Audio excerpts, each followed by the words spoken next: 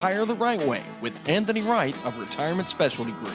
Start a road trip that will get you to and through retirement. Listen to Retire the Right Way with Anthony Wright. Saturday afternoons at 1 on Talk Radio 92.3 and AM 760. Knoxville's talk you can trust. Here's Dave Ramsey with today's Ramsey Reality Check.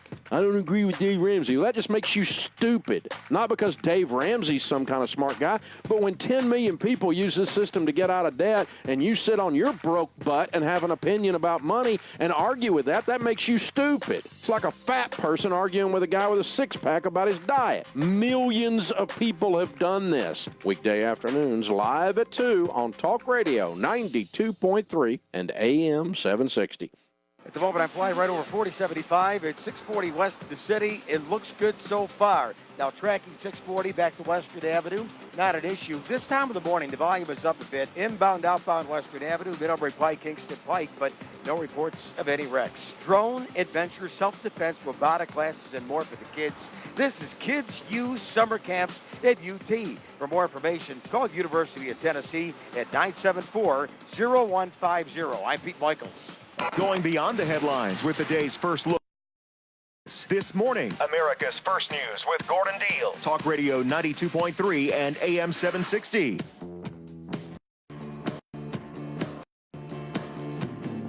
Thanks for being with us. A World War II vet turned 100 years old next month is hoping to receive birthday cards from around the world. Emil Valentine of Hudson Valley, New York, will reach the milestone birthday in April, decades after he served in the Army's 27th Infantry Division, according to Congressman Sean Maloney. A news release says Mr. Valentine was deployed to the Pacific, where he encountered heavy fighting, was strafed by enemy fire several times on beaches, and attacked by kamikaze pilots. Congressman Maloney is aiding the effort after Mr. Valentine's family reached out to his office. Mr. Maloney says Emil answered his country's call to serve, and now it's our turn. Anyone interested in sending a card to Mr. Valentine should send them by April to Emil Valentine, P.O. Box 1001, Rock Hill, New York, 12775. That'll do it for this hour. For Jennifer Kashenka, I'm Gordon Deal. Thanks for listening to This Morning, America's First News.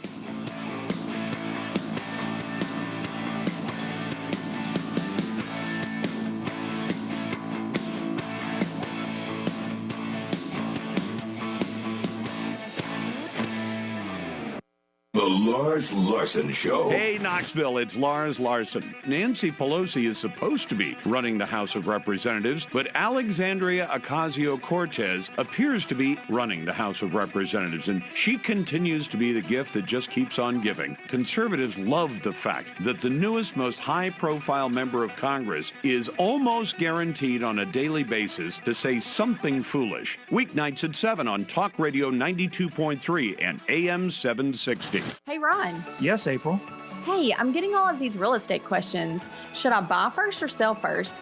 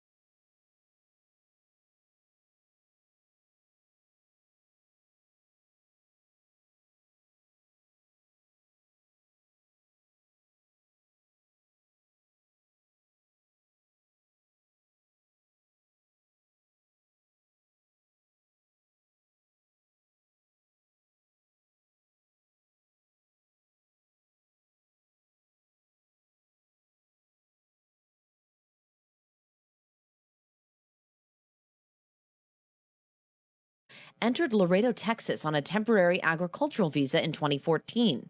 It's not clear why he opened fire on the officers who tried to pull him over this week. When he wouldn't stop, initially a pursuit began.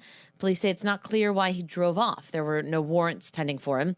ICE says they have no record of him leaving the U.S. or extending his visa after it expired. That's Fox's Jessica Rosenthal. Yet another challenge to a Trump policy in court today in San Francisco. A federal judge will hear arguments in a suit that claims the administration is violating the law, returning some asylum seekers to Mexico while they wait to be allowed into the U.S.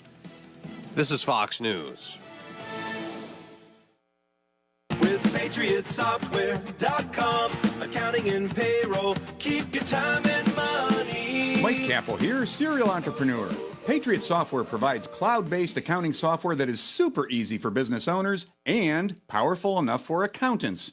With Patriot's accounting software, business owners can easily invoice customers, receive payments, pay bills, and track the money in and out of their company without needing a college degree in accounting. And with Patriot Software's patent-pending cash-to-accrual toggle switch, the business's accountant can log in, view the books, and make complex entries to ensure the business has accurate financial statements. Easy but powerful. Everybody wins. Go to PatriotSoftware.com, use promo code RADIO, and get 2 months of accounting software free.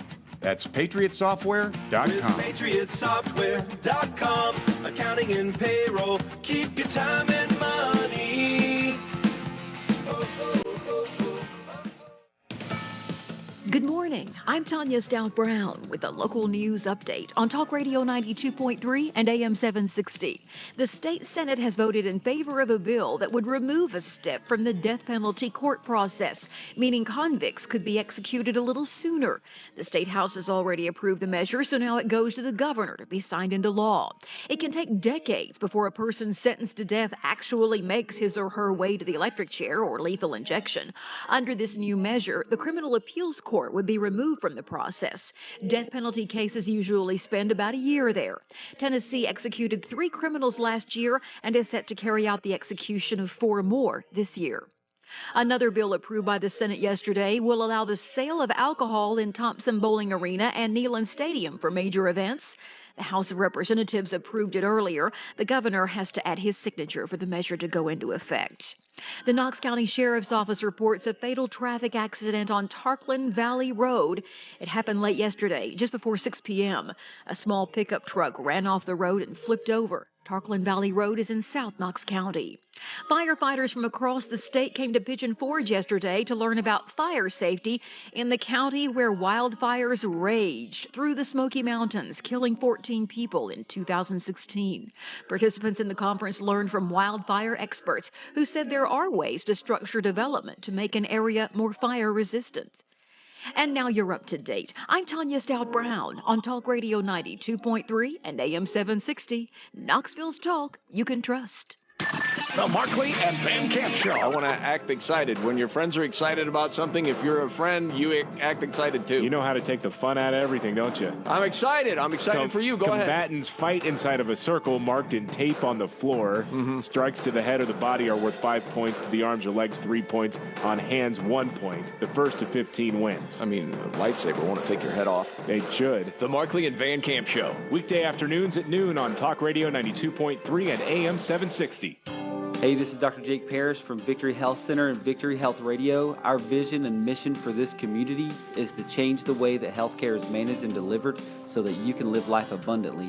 You can live life to your purpose, and you can do the things that God is calling you to do. Listen to Victory Health Radio every Saturday at noon on Talk Radio 92.3 and AM 760 WETR for health tips, nutrition facts, and the crucial information that you need to know to be well. Weather from the FMT Insurance Studios of Talk Radio 92.3 and AM 760. Hey everybody, it's a cold start to your Friday, and warm only into the mid-50s this afternoon, a bit breezy as well, so it'll feel colder than it is actually. Lows tonight should be near 30. Tomorrow mostly sunny. We're in the low 60s and should be in the upper 60s, partly cloudy on Sunday. Showers and scattered thunderstorms possible early next week. Savage Seas, it's the new exhibit at Ripley's Aquarium of the Smokies. It's myth, it's legend, it's the Savage Seas. From the 6th Storm Team, I'm Chief Meteorologist Matt Hinkin for the East Tennessee Weather Network. It's 39 at Talk Radio 92.3 and AM 760. International Flair Jewelers has moved next to the shrimp dock on Kingston Pike in Farragut. Call International Flair Jewelers at 777-1181. Traffic from the FMT Insurance Studios of Talk Radio 92.3 and AM 760. Well, I just flew over North Shore Drive, Concord Road roundabout. You're in pretty good shape. One of the reasons I'm checking that, work continues on Concord Road from North Shore Drive roundabout up toward Turkey Creek, extending on to Campbell Station Road, Concord Road, back to the Kingston Pike, and then onto the interstate early in good shape. For spring break, the kids are loving Shoney's Fresh Food Bar. Delicious, healthy choices. You know what? Shoney's is good food fast, not fast food. At our 43rd year, reporting Knoxville traffic from the sky, I'm Pete Michaels. Randy, we've got a problem. What? They go. Reality's here. He's trying to crash the party. Reality? Who let him in? You're sad that people are mean? Well, I'm sorry. The world isn't one big liberal arts college campus. I don't have an agenda. Like, I want people to do something. I need them to do something. I want them to avoid irrationality. I guess what interests me is just like what interests everybody else. It's just sort of what feels real.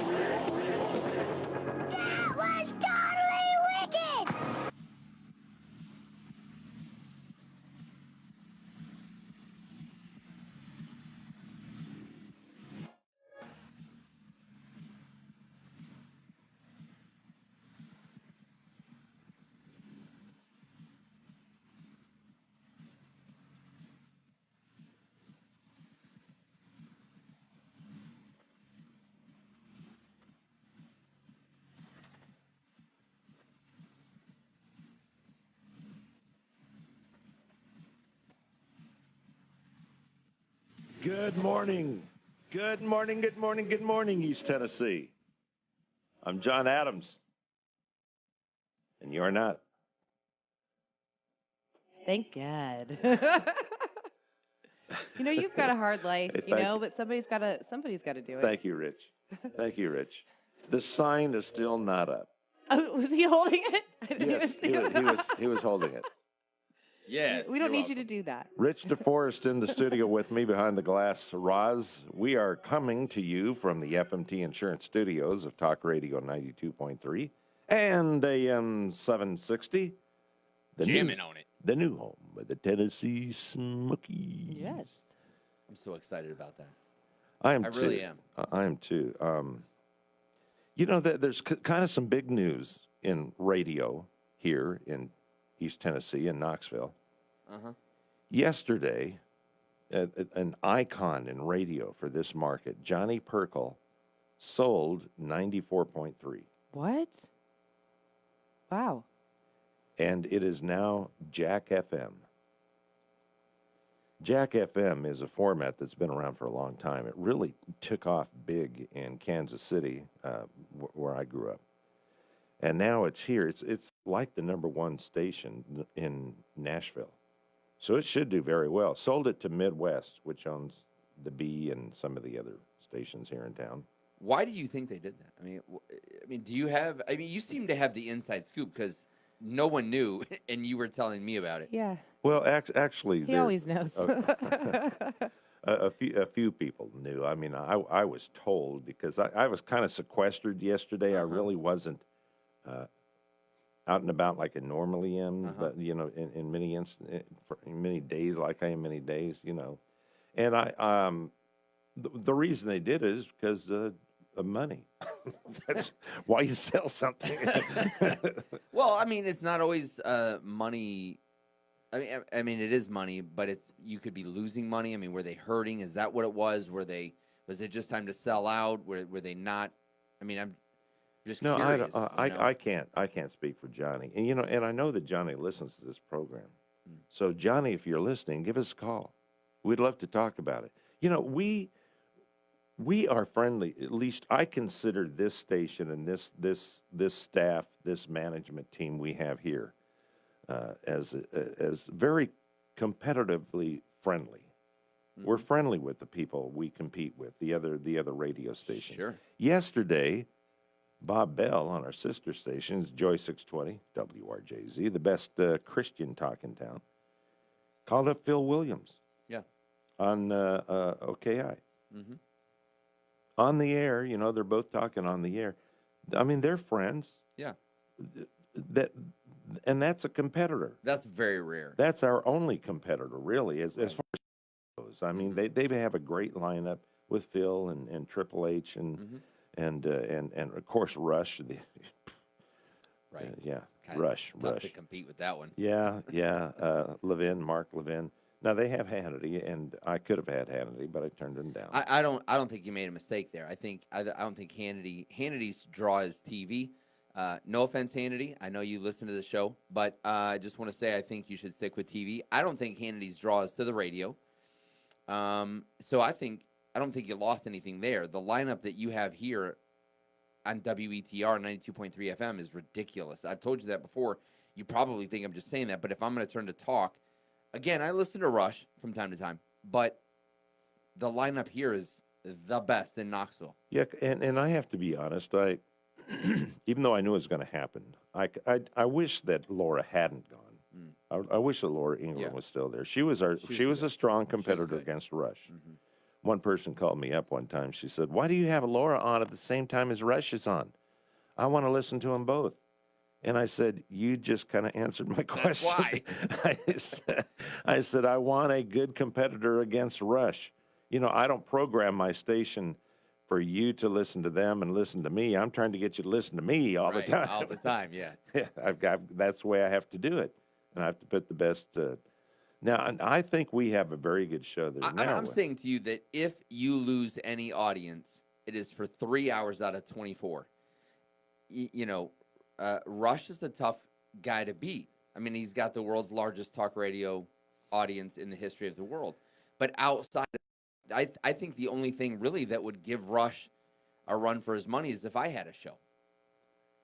I was going to say the same about me, but that's fine. Oh. You can take that one, Rich. It's Oh. okay. Yeah. I just beat you to the punch. Okay, I say there's a reason. I'm the general manager. Just saying. No, that is quite true. However, I think Markley and Van Camp gives them a pretty good run. Yeah, really, that is a good show. Those guys are so They are hilarious. good. Yes. And then, of course, Ben Shapiro is Ben Shapiro, and everybody's going to love Ben Shapiro. Now, Ben Shapiro does not have a radio voice, in my opinion. No. I love him. He's so articulate. He knows what he's talking about. I love the guy. But that voice, it just drives me a little crazy. He kind of sounds like you, Rich. No, he doesn't, John. He does not. I'm kidding. I just had to say that. He's so much smarter than I am. That's what I meant. Well, he's smarter than most people. His IQ is through the roof. Brilliant. He is. And you know who else is brilliant? Is somebody we have comes on 10 o'clock at night, and that's Dennis Prager. I'm meeting him next week. Do you watch his videos that he puts out as well? Yeah, He puts PragerU, absolutely. So good. They're just so. Millions have watched his PragerU tapes, recordings. Yeah. He is having in my opinion, he's having a bigger impact on getting millennials and others just to watch these brilliant, heady videos, having more of an impact in changing people's minds about conservatism, pro-conservatism. Well, John, I have this theory that people don't change. I don't think that people change. I mean, people are driving in their cars. If they're listening to their favorite radio station right now, that they are set on that. Changing one's habits or one's behaviors or one's thoughts or what you've always been taught is truth, what you've always been told is reality, it's very, very difficult. But when you watch Prager and you watch the videos that he produces, you have a visual aid with it. It's without emotion. It's without. Here's the other thing that I love. It's without criticism. Most every video that Prager puts out, even his talk show, if you listen to his talk show, he's not doing it with criticism. Like you'll hear me call the liberal left a bunch of morons. He doesn't say that. I mean, if he does it in a much different way. He's very educational, and I think that is what is going to be required to change people's minds. Literally, I think that's why Prager is doing it. And I feel the same way about Lars Larson, who comes on at 7 o'clock at night here.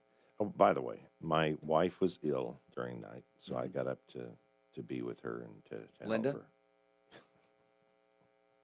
Which? Give me a break. There, for those of you who don't know, Rick for the longest time, Rich for the there you go, Rich for the longest time thought that my wife's name is Linda. Right. No, it's not. My wife's name is Jackie. Very easy to remember, just like the Kennedys. She is so John sweet and Jackie. too. You married up. I'm not gonna lie. But yeah, I don't know where I got Linda from. I don't either. I mean, it's crazy, but it's stuck. I can't seem to get it out of my head. There's a kid in my neighborhood that is this little redheaded kid, and he looks like a Craig. It's your son. No, it's a different redheaded kid. I know that kid. Okay. I know what I call him. Okay, believe me. But this kid looks like a Craig to me. He's like, my name's not Craig. I'm like, but you look like Craig, so I call him Craig. You know, I have a friend at Smokies, the member of the Squires Club at Smokies, and his name is Brad, but I don't know why I want to call him Doug. I know his name. Well, it's like Parker at State Farm, right? Yeah. I mean, Parker, fair. I love the guy over at Sage Kohler State Farm in Hardin Valley, but the poor guy has got at least 7 million names. I mean, ever since I called him Patrick that one day, just a simple slip of the tongue, because I was looking at him, and I always think about him as Patrick, so I called him Patrick out loud, and now he's got Ryan, Paul, people call him Tim, Scott. And Parker, and then he calls himself the friendly State Farm Spider-Man. Because Parker being his real name. It's hilarious. Yeah, it is. Hey, listen, we're going to talk a little March Madness. Tennessee is playing today. They're going to be playing Colgate. We're going to talk about that, some of the games that came up that were on yesterday. Rich and I are properly attired in our orange. My power tee going on here. He's got his orange. Is the University of Tennessee windbreaker going on as well. Also, coming in at 8 o'clock, Congressman Tim Burchett will be with us. And then we're going to make a call at 9 o'clock to some friends in Nebraska, talking about the terrible flooding that's going on there. I mean, folks, this is serious for that state. What kind of an impact it's going to have on you and grocery prices? We'll talk all about that. I'm John, along with Rich and Roz on Real News, coming back in just a moment. Deep down in Louisiana, close to New Orleans, way back up in the woods among the evergreens, there stood a long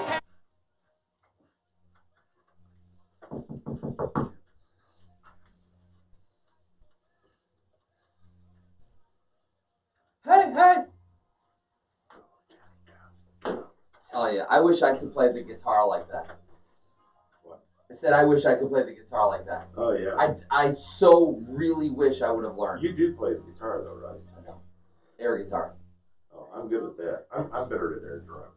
Are you? Yeah. I know when to come with the cymbals and everything. Very nice. Very nice. Very nice to know.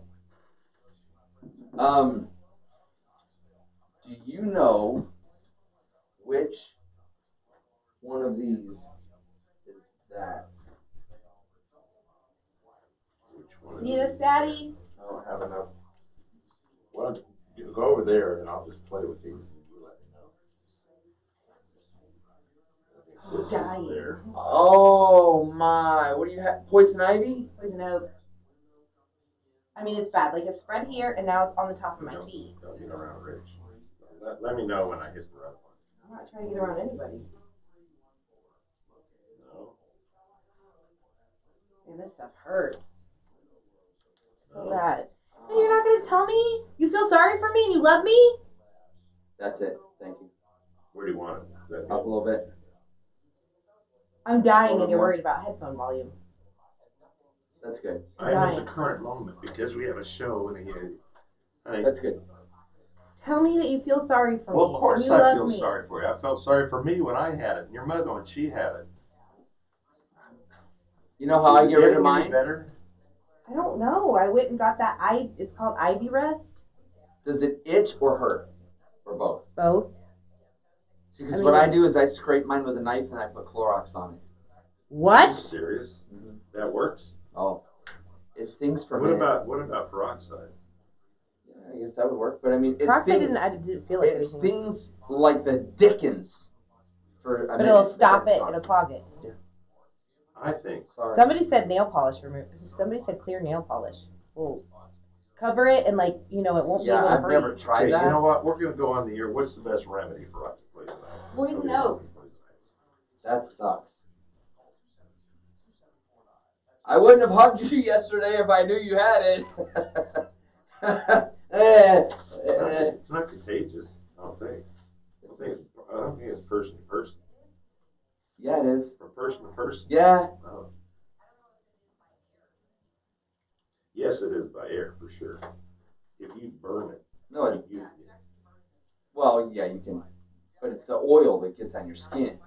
Yeah. But I mean, if you're burning it, that stuff can actually get into your lungs. Yes. And screw you up. Yes, true. Mark Phillips says, yes, sir, for Tuesday morning with you. Okay. Sounds groovy.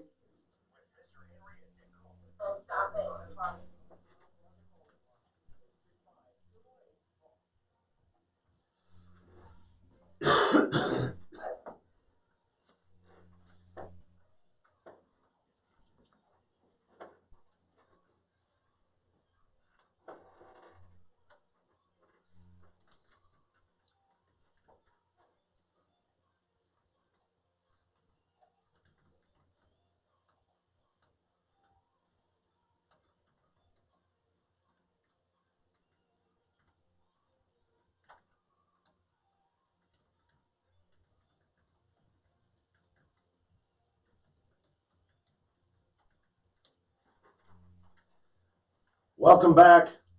What happened to my mic here?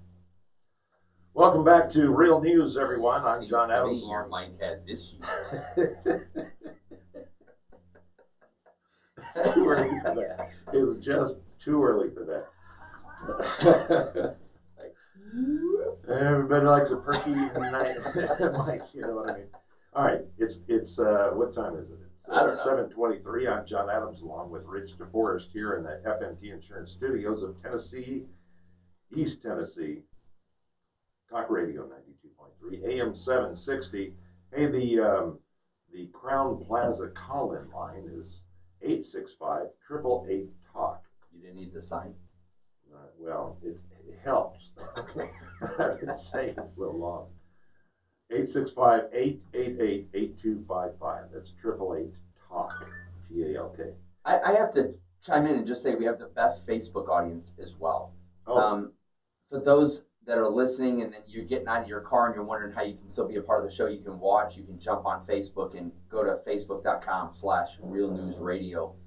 And I mean, I just now got on our live feed because I was just busy doing other things, and there's like 100 comments and people are saying good morning, and I mean, it's just wonderful Facebook crowd. You know, I need to pay more attention to that so I can say hello to everybody and know that Mark Phillips is up. Hello, Mark.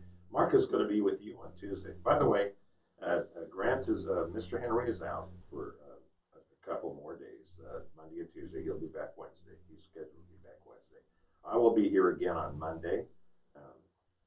And then, much needed break, by the way. Grant, I tell you, Grant, we miss you if you're tuning in. Works so hard. Love his show. He puts in so much time to prep for this show. He does. It's a 3-hour show, and he by far puts in more than 3 hours just to get the 3 hours in. It's fantastic. And anyone that listens to Grant knows that it's not only here in his head, it's in his heart. Like, it's genuine, and that's one of the things that makes it great. So we miss you, Grant. Enjoy your time off. And listen, brilliant. He has a seminary and a law degree. I mean, just an all around great guy. First of all. Well, and he's well balanced. I mean, you know, I'm not trying to just make. Not me, but he certainly is. He's much more balanced than you and me. I'm definitely not balanced. No. I mean, I even sleep on my right. I do. I sleep on my right side. I start on the left and think about the crazy things that went on during the day, get myself completely miserable, turn over to my right, and I sleep like a baby. Okay, good to know. Everyone's commenting on the Dunkin' Donuts on Facebook. Everybody's like, I want a donut, and they're looking at the Dunkin' Donut. Hey, listen, you bring yourself down here, and as long as there's still something in there, you can have one. Right. I actually am trying to eat better. up this week. I started drinking apple cider vinegar. Yeah. Okay. Well, right. I am. No. That's what I'm talking about. Actually. No, but you can't drink the vinegar direct. I've done that before. Well, you burn, I do. No, you burn your esophagus. I 2 tablespoons. No. I'm not supposed to do that? No, you're supposed to dilute it with honey. Either that or... Seriously? Yes, the vinegar will burn your esophagus. Yeah, I know because I've done it. I'm so glad. I'm glad I said this. It really. Yeah. Now, my wife's a nurse, and she knows that I'm putting it in a tablespoon and swap to 2 tablespoons a day.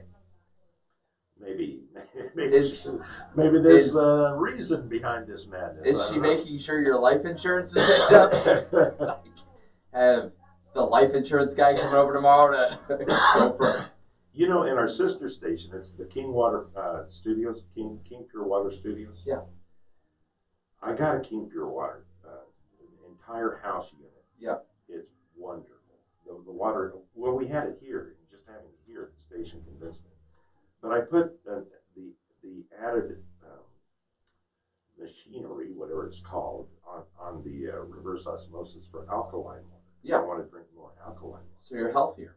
Exactly. So what I guess I should do, which would be ideal, is to just dilute the alkaline water with my apple cider vinegar. Is that correct? Well, either that, I mean, that might not taste the best, but I mean, or honey, but you want to get the vinegar, in your system because it is so good for you. I think that's the right thing. But drinking it straight can be like well, it tastes awful first of all. Right. It just tastes horrible. Yes. But I chase it with a glass of alkaline water. And I was thinking last night, I am accomplishing nothing. The idea of alkaline is to get the acidic water out of your body, right. Or at least to neutralize it. Right. And here I am just filling myself with this acidic cider, yes, vinegar. Yes. But the properties in the apple cider vinegar are totally different. That's where the health benefits obviously are coming from. Right. But it might work very well in a martini. It's worth trying. As long as you're getting the apple cider vinegar, that's what's important. Well, she's not talking about apple cider vinegar martini. She's talking about apple martini. And there's a complete difference. Hey, speaking of remedies, Roz has a serious case of poison oak, and she has tried various remedies. If you can think of something that would help her, because Rich and I are not smart enough, but if you can think of something that has absolutely helped you with poison oak or poison ivy, anything like that, give her a call on the Crown Plaza call-in line. And once again, that is 865-888-TALK, 865-888-8255. Give her a call. Talk to her. Help her out. I'm John Adams along with Rich DeForest and Roz, and we're coming to you from the FMT Insurance Studios, Talk Radio 92.3. We're going to talk March Madness when we come back here on Real News.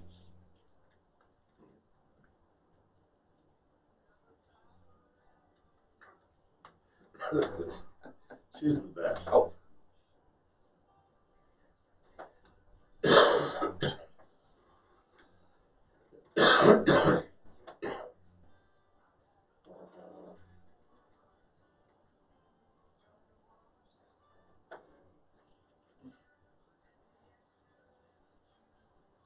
Well, people lit up the lines to help Roz with her points and out.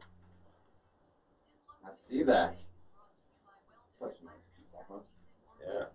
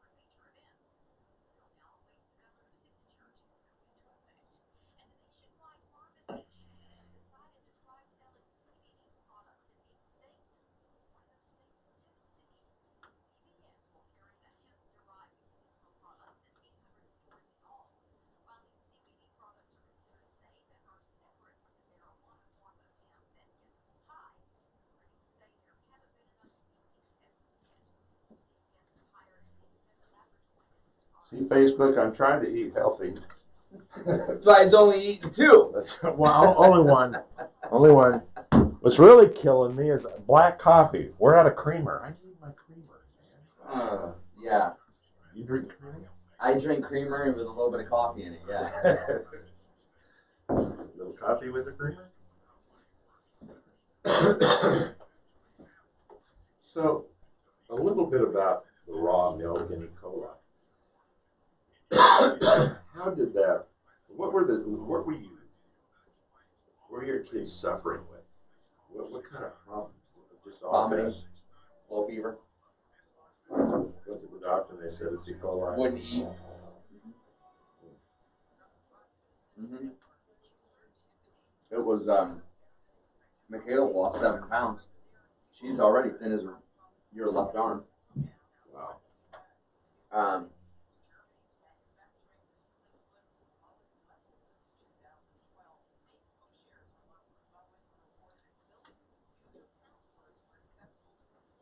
So it was, I mean, Ian didn't want to eat. Anything he did eat, bad diarrhea, vomiting. Like, think about your worst hangover, okay, that you've ever had around the ceramic throne. And that's what it was. I mean, it was bad.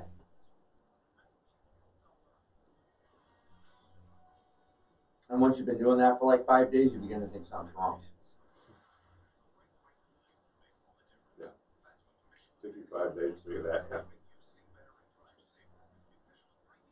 Well, it was acting. See, we're not the kind of people that we just run to the doctor and start But doing when did you know it was milk? Not until we went and got the test. They do the E. coli test, and that's when we knew. We make our kids suck it up. We don't go to the doctors and just get a prescription every time something's wrong. So right way, right? So when they were sick, we're like, okay, rest, and then suck it up, Buttercup, let's go. Body will take care of it pretty much. Yeah, so I mean, but that's why by the 5th day, you're like, okay, it's not, we need to get a test. We still didn't want the drugs, but we had to get a test so we know what we're dealing with.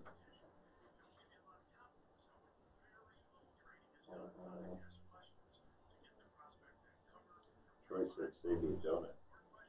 Who did? Troy.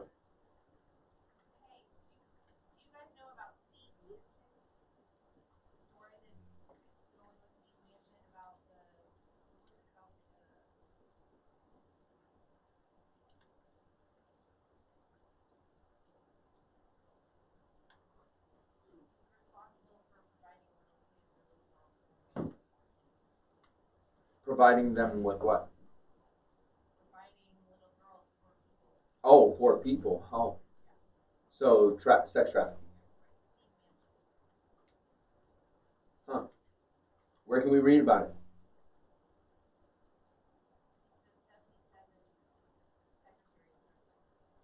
Where can we read about it? Where's it reported?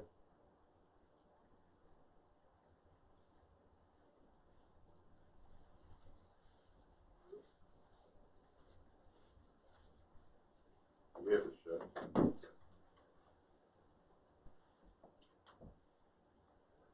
Thank you.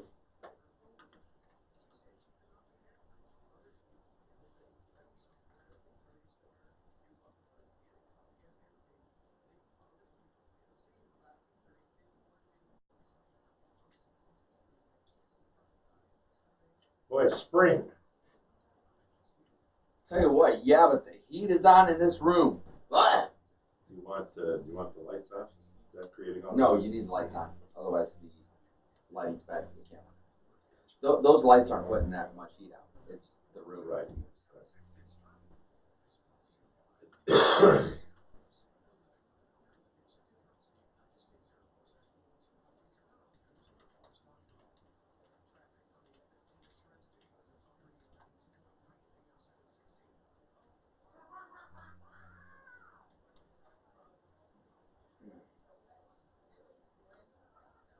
Steve Mansion. I don't see anything on this.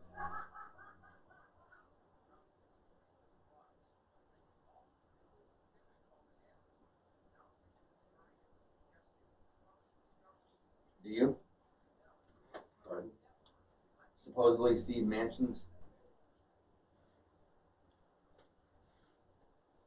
caught with sex trafficking or whatever. That's what Roz was just saying.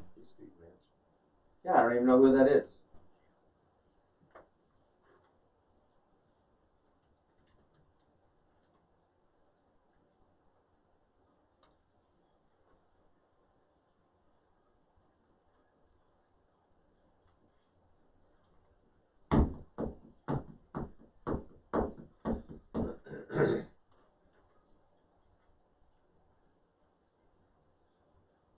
Good morning, East Tennessee. Good morning, good morning. Good morning. John Adams along with Rich DeForest in the FMT Insurance Studios here at Talk Radio 92.3 and AM 760.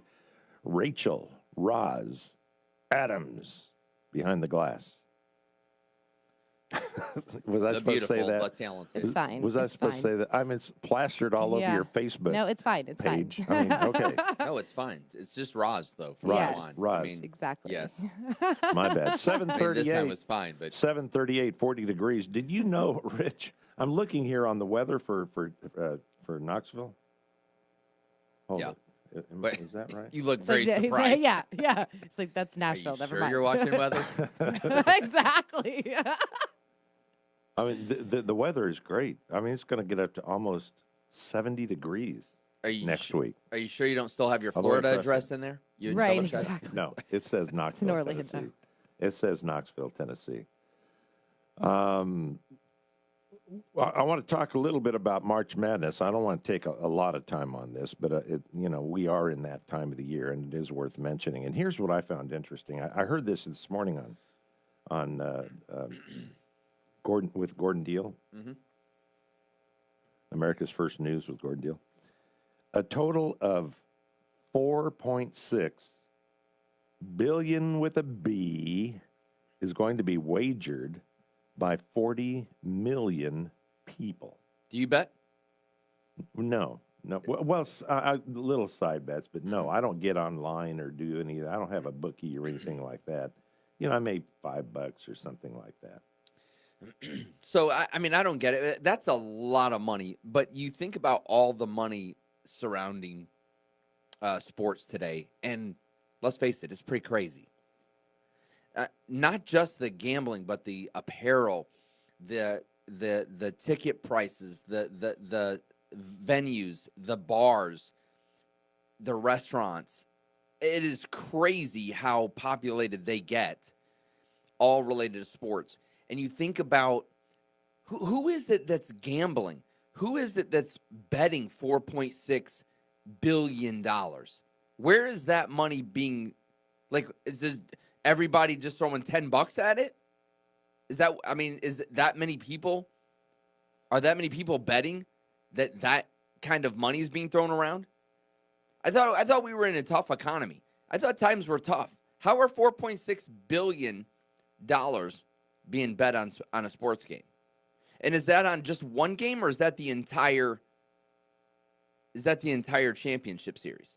What is it? No, that's on the entire the entire bracket. That's just not like Tennessee today. They're not. I mean, does it break down, John? Because I'm not reading the article. Does it break down how much is being wagered on Tennessee and what the odds are? Does it break that down at all? Well, yeah, somewhere. I don't have that here, but yes, somewhere that is being. What is? There are odds on the Tennessee game. Yes, I would be curious to know what the number one team being bet on is right now. Does anybody know? You could call us at 865-888-TALK. I would guess it's Duke or UNC. Duke or UNC. I would guess that, because those are the two highest rated teams. By the way, we play today, we as in Tennessee, and again I mentioned that our attire screams Tennessee today.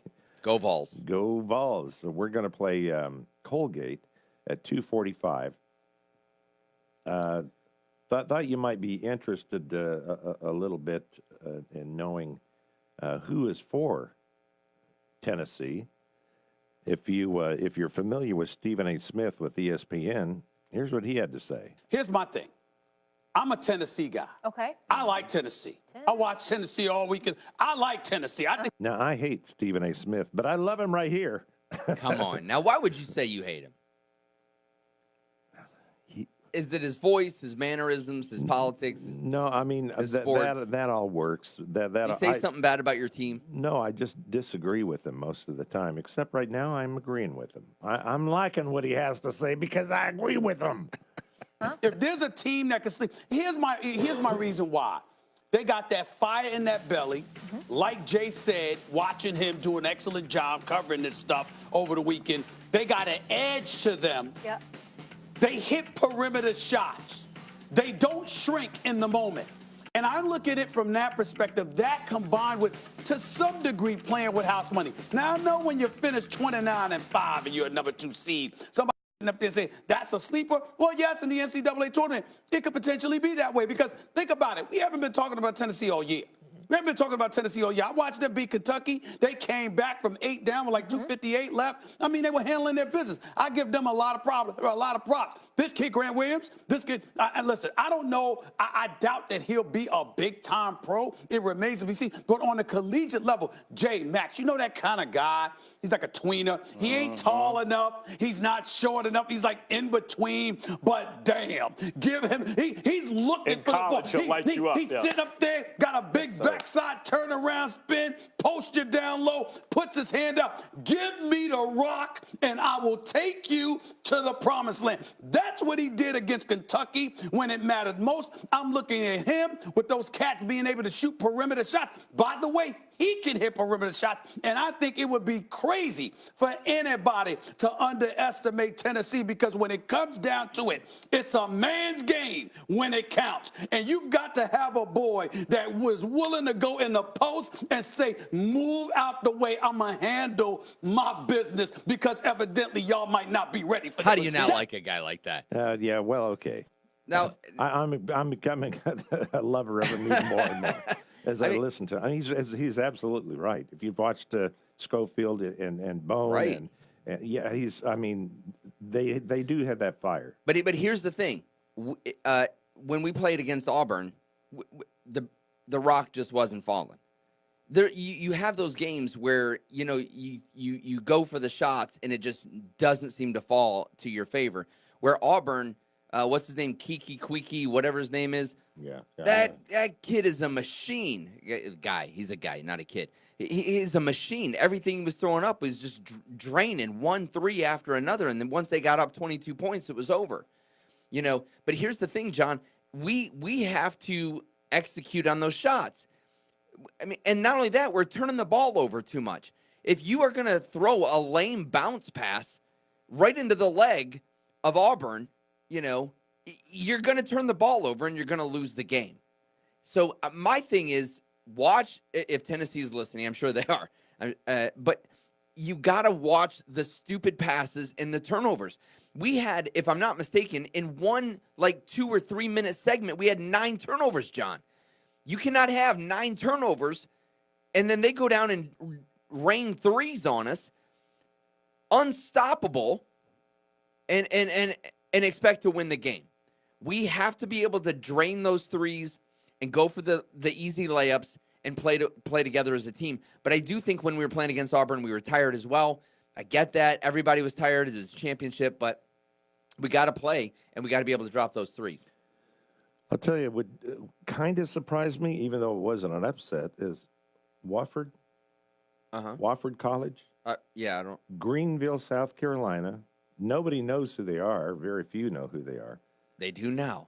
Yeah, they beat Seton Hall. And Seton Hall is a perennial, March Madness bracket occupier. So for them, I kind of picked Seton Hall to win, even though Seton Hall was ranked 10th in that bracket and Wofford is 7. So it wasn't an upset. But the fact that they beat him 84-68 was kind of surprising. Michigan won, of course, over Montana. That was expected. A little bit of an upset, maybe. Baylor beat Syracuse, but Baylor was ranked 8th and 9th rather, and Syracuse 8th. So kind of a surprise, but not a big deal.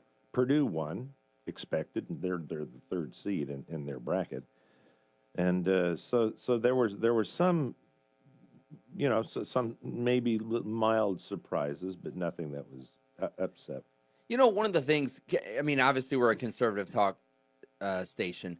John, one of the things that I love about watching college sports and really about basketball specifically, it appears, I could be wrong, I mean, something could change, but it just appears that they've avoided the whole political thing. And it's so pure. When you're watching the game, seems so pure. It's so competitive. They're not the spoiled brats in the upper leagues, in the NBAs, blah blah blah. They're still playing hard for what they want, and they're not going politics. They're just playing as hard as they freaking can, and that's what I think is cool about watching. I totally agree with you. You're listening to John Adams and Rich DeForest on Real News. Roz behind the glass. We're going to come back and wrap up this hour. Our phones are full, and we're going to come back also to see if Roz has any good remedies for her poison oak. That's all up next on Real News.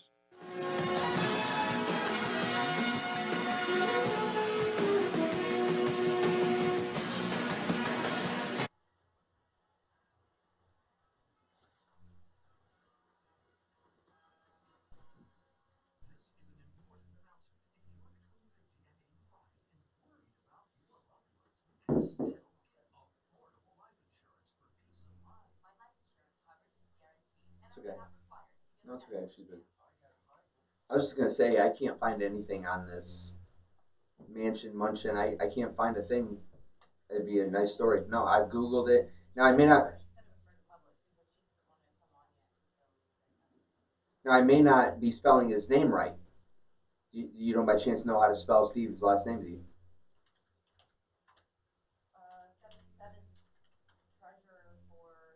Okay. I don't know. Mark Munchin. No, it's Steve. Steve, I mean. 77 Secretary of Treasury, 2017, so he was under Obama. And sex trafficking? How do you spell? Thanks, Russ. How do you spell the last name, John?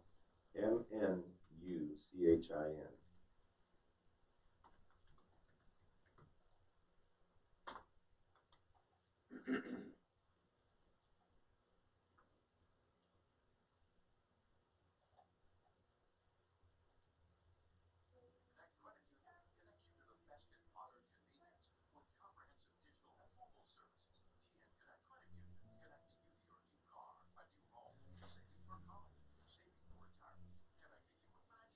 Well, I'll tell you this: if it's, I don't see anything here on that. but it's Trump's secretary, because it says I found a report that says meet Steve Munchin, whatever, Donald Trump's new Treasury Secretary. So is this another Trump guy that? Well, he was confirmed in 2016. No, not 2016, 2017. So I'm assuming he's still our Secretary of Treasury. But I don't see anything on sex trafficking. I don't want to go on.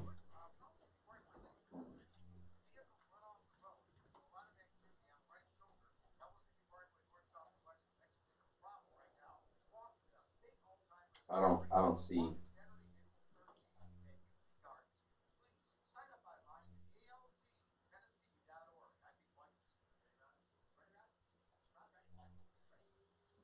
Go rise.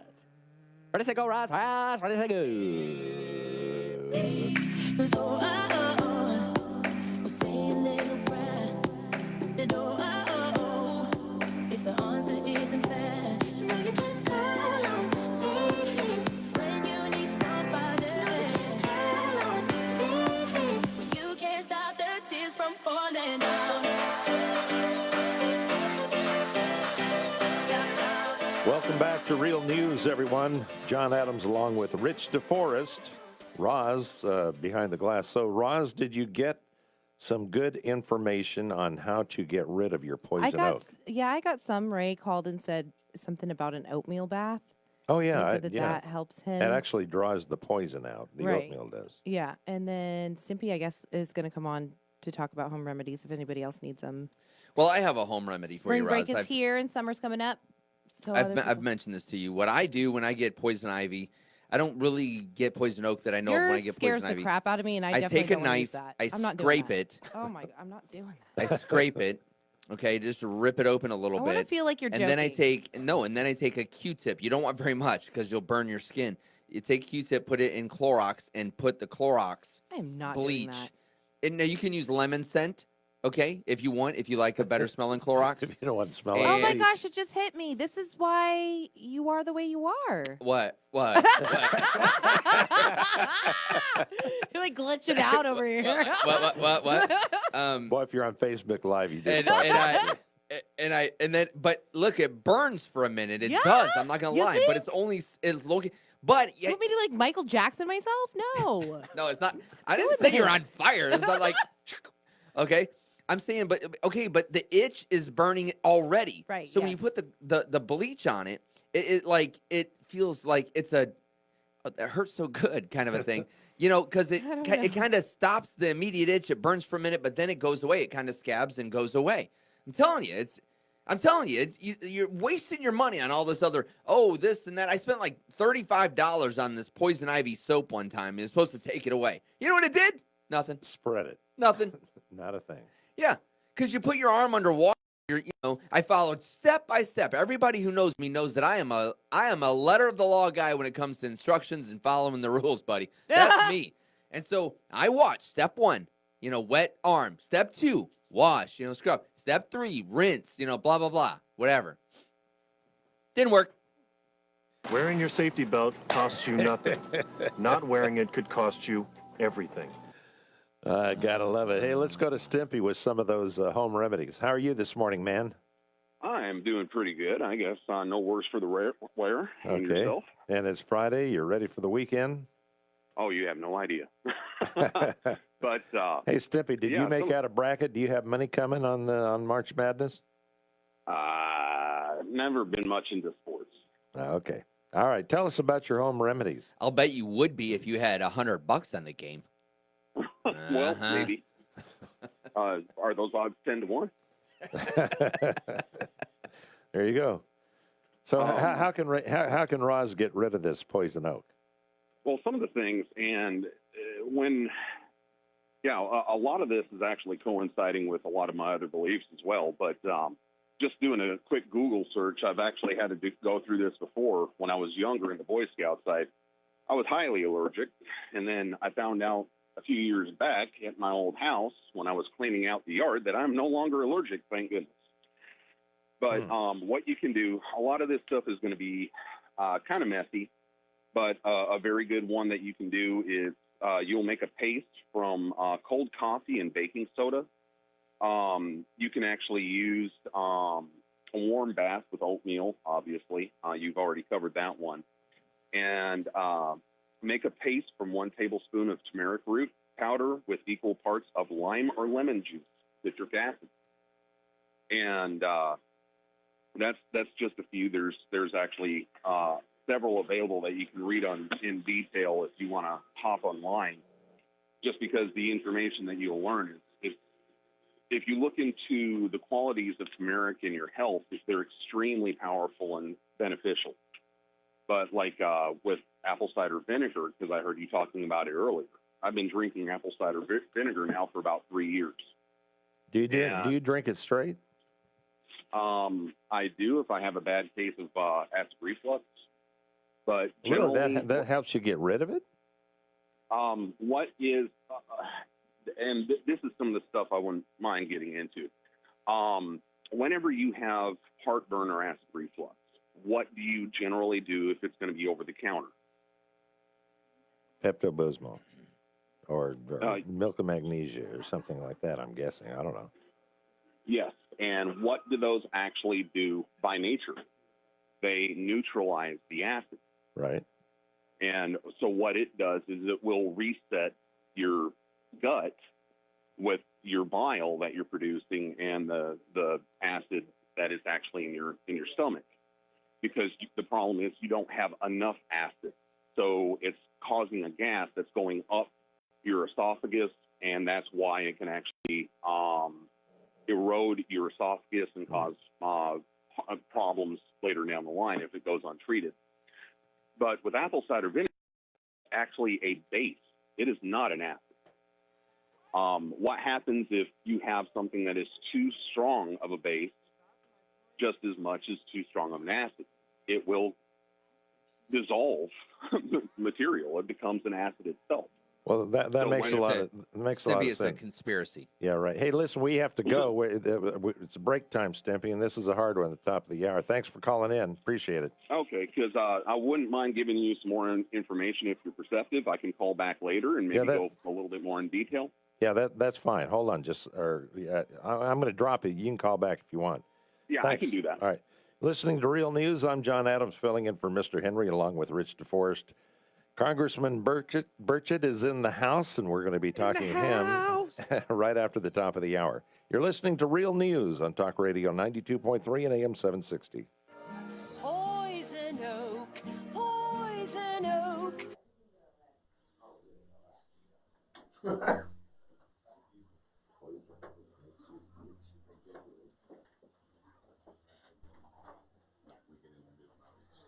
Hey, brother. How you doing, man? Living the dream. Great to see you. Good morning. How are you? Good. I'm Rich. Nice to meet you. How you guys doing? Doing well, sir. How are you? Better, but I was in bed. Bye, boss. No, that ain't obvious. Hi, Jenny. Nice to meet you. Nice to meet you. Thanks for having us on, guys. Thanks for being willing to come on. So good to have you, man. How's DC treating you? Now, we are on Facebook Live, so everybody knows. Jenny, what's your curse words? You watch the profanity.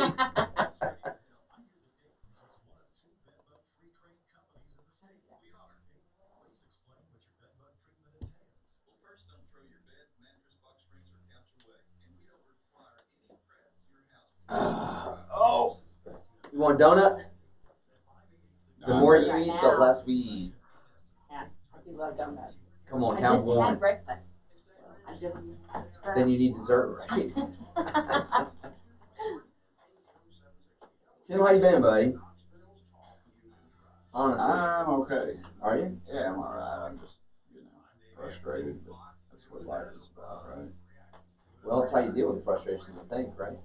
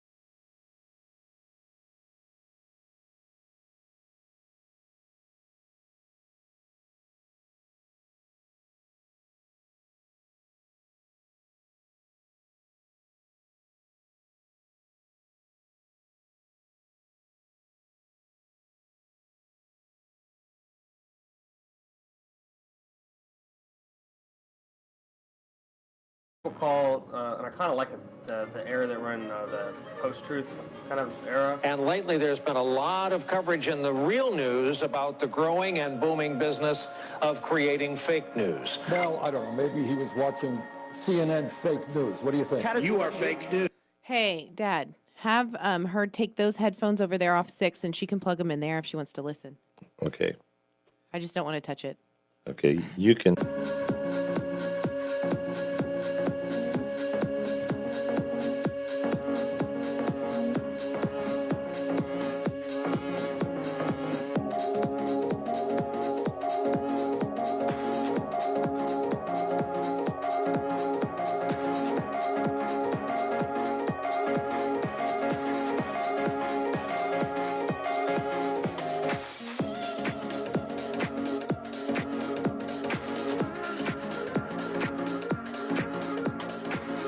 Good morning, Knoxville. It's 8:07 in the morning. I'm John Adams filling in for Mr. Henry. Alongside me is Rich DeForest. Behind the glass, Roz is running the board, working those slides, turning up the knobs, slapping herself to keep her awake. Little coffee. Itching. Itching with her poison oak. Calamine lotion. Yeah, and no creamer for her coffee. And you know what, John? What I'm amazed about Roz, this is Roz's skill set right here. Even though she's in pain, she is still so wonderful. She's excellent at and proficient at her job. Professional. You don't want to be turned off today, do you? You don't want your mic turned off, do you? What? And yet What still does she bubbly have? and cheery. What does she have on her you? happy I little know, self? right? I just love her. Checks in the mail, buddy. All right. Hey, in the house with us also is Tim Burchett, our congressman, and took some time out of Washington to come and see us. And Tim, I know there's a lot on your mind. How are you this morning, sir? I'm excellent. Thank you for having me on the air. Now, I know the biggest thing that you have to be concerned about, the thing that's in the news the most, is that after 11 years in Las Vegas, Donnie and Marie are going to stop their performing. What? Wait, I did not know that. But Well, that just upsets you, though, right? She's a little bit country and he's a little bit rock and roll. If you remember that song, I don't Oh, know. That yeah. was the opening intro to Yeah. the Donnie and Marie show. So how are things going in Washington?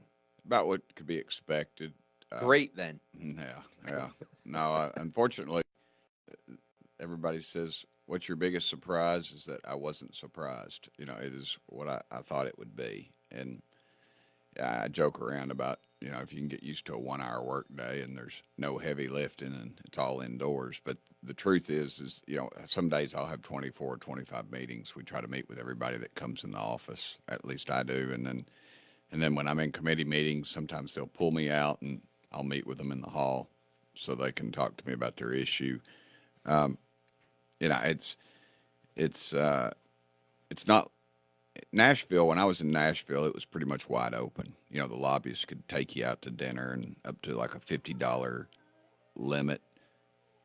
Is that somebody yelling? Yeah, that's Rachel. Roz. Roz, that's Roz. Roz, yeah. Roz, Okay. she's excited because Richard came with food. Oh, yeah. Brownies. Brownies, what I yeah, hear. Yeah, I understand. So, you know, it's I guess it's really profound to me to say it is what it is, but it's a broken machine is what it is. It is broken. Our country is broken. We are not passing any legislation that has any chance of going anywhere,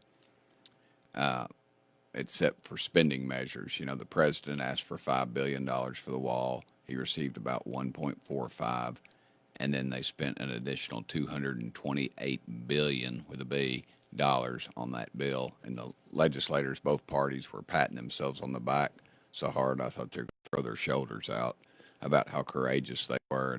And you know, it's just a boondoggle, and everybody gets their little piece of the pie. I mean, the Secretary of Transportation, I think, got $60,000 to throw parties. Yeah, throw parties. You know, it's just that's why I voted against it. The first thing we found, and I just said forget it. And But did you vote? I know that's what you say. But did you vote against it as much as you have problems with the constitutionality of this executive order? Well, I don't have a problem with the constitutionality of it. I think we've got several other, everybody's raising Cain about the president, but President Obama put executive orders on things like Burundi and these countries and dealing with them. Yet, when somebody tries to preserve our national security, all of a sudden everybody's up in arms. And I believe it is a national emergency. From what I've seen, the amount of people coming over, just the fiscal restraints that it's going to put on our country, or the costs it's going to, just my unbelievable staff over here, little Jenny Lingenfelter. We've been continuously under one or more national emergencies for 4 decades. We're currently under 31 active national emergencies, and that's included President Obama declared foreign countries like a national emergency for Libya, Yemen, Ukraine, Burundi, Somalia, and some others. And we didn't hear anything about that in the news. I think when the president tried to bring up an issue that covers something in America, he gets dragged through the mud on it, and I just I don't see the constitutional question. I think it's within his parameter, and I think it should stand. So in the court principle, does. you're behind him. It's just you didn't like all the pork. Yeah, absolutely. Okay. That was a separate bill actually that dealt with the executive order. It wasn't that spending bill that did that, right? Because they were approving $1.45 billion, right? Which it misses the mark greatly. So Tim, thanks for coming in. Obviously, it's always great to have you on the show. I guess my question is, I don't want to say I speak for America, but you say that it's broken. Okay, great. How do we fix it? I am so sick and tired, Tim, of hearing the talking heads on both the left and the right, We're all talking about the issues, but when does it get fixed? I think that's what the American people want. Yep. Can it be fixed, Tim? Can it? I think it can. I think I tell folks in all seriousness that they need to pray for our country. I think we're at a tipping point when you think that somebody can get by with anti-Semitic remarks on the floor of the Congress, or a sitting member of Congress, and then they're put on the committee that actually would deal with Israel, and they're not even issued a hand slap, and mainly because Nancy Pelosi wants to stay in power, and I've stated this is kind of the theme, I think, of Congress this year. They'd rather rule in hell than serve in heaven. And so many of them just want to, they want to keep their airplane, they want to keep their entourage, they want to keep their nice staff, they want to keep their office or the status, I guess. And to heck with the country, the rest of us, and they're just trying to get through a 2-year cycle of an election and then get back on the other side. And what do? We keep electing people that are going to go down there and do what they say they're going to do. I think you've got some good Democrats that agree that we need border security. There's probably 70 or 80, but they're afraid. They're afraid. I mean, the Democrats punish. It's one thing Republicans don't do as well as the Democrats is they don't punish. Not kidding.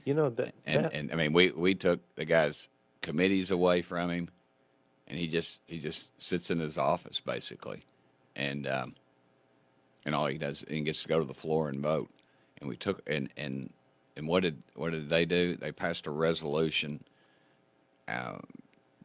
saying all these things about racism, about to the Pacific Islanders and all these other groups, and it was clearly that the Democrat leadership was afraid of this anti-Semitic crowd and was trying to keep them in the fold. And it's just a numbers game with them. So, John, if you don't mind if I just expound upon this a little bit, I have this theory that if President Trump, as audacious and loud and obnoxious as he can be, can't come in to a place like Washington and, you remember all the language about we're going to drain the swamp, right? We're going to drain the swamp. But you can't drain the swamp. I mean, the swamp is in control. So, I mean, I'm not being a fatalist, Tim, but how how does it get fixed? I mean, if the American people vote, we say, okay, vote, right? But money buys votes.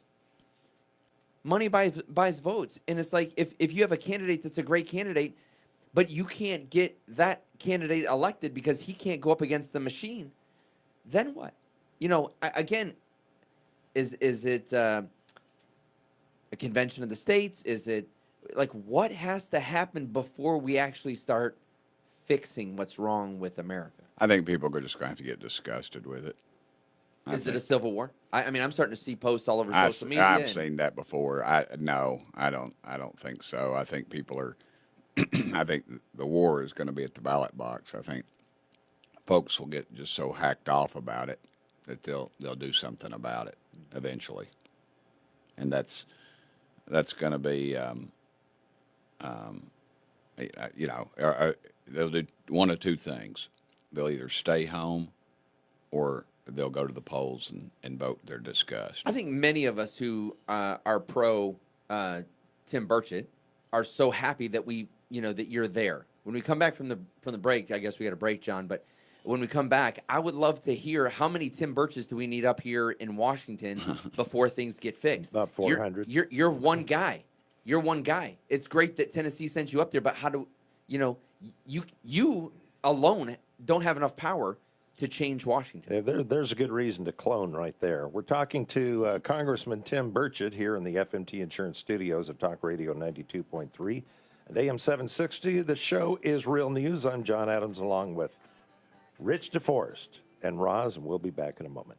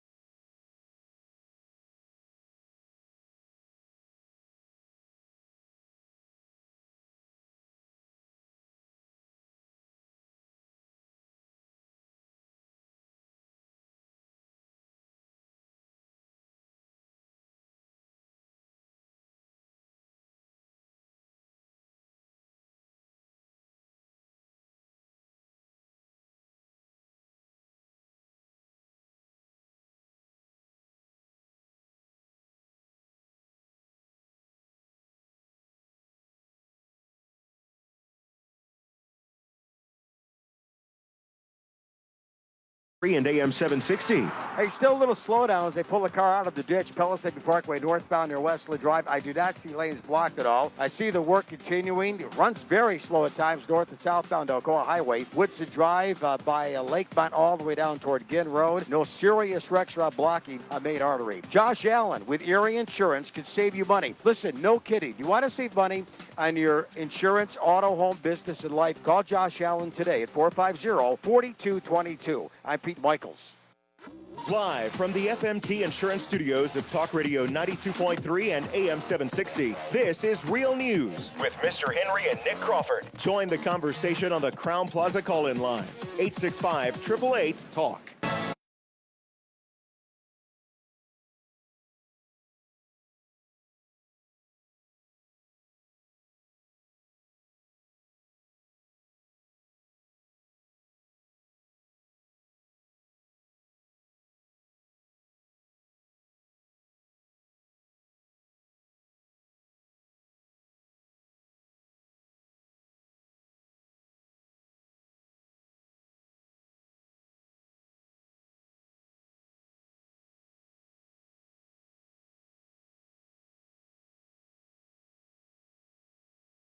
Congressman Tim Burchett rocking it here inside the FMT Insurance Studios. Tim Burchett, who has said things like, I simply cannot support a bill that spends this much money without having the chance to figure out what's in it. I love that kind of stuff. He said that his first State of the Union was a humbling experience, a true privilege to represent Tennessee's 2nd District in the United States House of Representatives, and one that certainly resonates this morning. Since he's here, I know I have the perfect face for radio. Tim, it's always a pleasure to have you in. I am a person like you and Rich and a lot of us who support what the president is doing as far as his policies, as far as what he's getting, bringing us to making America great again. I really believe he's accomplishing that. And I also appreciate the fact that he's a fighter. He stands in the ring, and when somebody punches, he has a counterpunch. He doesn't stand there and just keep taking the punches like a lot of the past presidents did. So I appreciate that. But there's sometimes I think, and especially in the whole John McCain thing, that he just needs to be quiet. Yeah, I agree. It's not. I know what it's about. Oh, sure, it's about the dossier that he sent in. He's behind McCain allegedly sent into the FBI that was full of false information, and that put the investigation on Trump when it wasn't supposed to be. So I understand that, but I agree with you. I just let it go. But he can't. I can't tell him what to do. Obviously. Well, that's why we sent you there. Yeah. Well, I don't know. You know, if you read Trump's book, right, The Art of the Deal, Trump knows how to. I mean, he plays the media like puppets on a string. He does a really nice job at it. My question is, I don't really care what he says on Twitter. What I care is what's happening behind the scenes. Do you see, now that you're in D.C., is it what it seems? I think he's playing chess, and the rest of these folks are playing checkers. I think he's a master of diversion, and. But is he diverting to good things, Tim, or is he diverting to? Well, you tell me. We've got the highest rate of employment among black folks, Hispanic folks. The economy's booming. Jobs are everywhere. And all you can do is they pick out things. Nancy Pelosi even said it would be a waste of time to try to impeach him. I think he gets it. I just I wish he'd cool it with that stuff, but that's just him, and you're not going to stop it. She said that he's not worth the time for to even consider impeachment. Quite honestly, Tim, I think it's because that party is imploding. They are imploding. You're exactly right. And she knows she can't continue to do things that further separates the country and divides the country. Yeah, I mean, I go back to the anti-Semitism thing and their weak response to that, and just absolutely, just consistently, just down the line, this infanticide where if a baby during an abortion is alive, they're allowed to kill it, and then they say, well, It's never happened. And, we've documented cases that it's happened. I've talked to people that have survived. I talked to a young lady who has survived an abortion. She's fully grown now. I've talked to doctors who have, or a doctor, I guess I should say, who's given an abortion. It's a real thing, and to see them, and they say, well, it's so rare. Then why don't you just? If it doesn't happen, then what's it hurt in passing it? So and they're worried about their base. You see with the clown show that's going on in Virginia, where they can't call out obvious racism. They can't even call it out. They can't stop it. And a lieutenant governor who has his own sexual impropriety problems as well. I mean, you just go down the line. I don't know.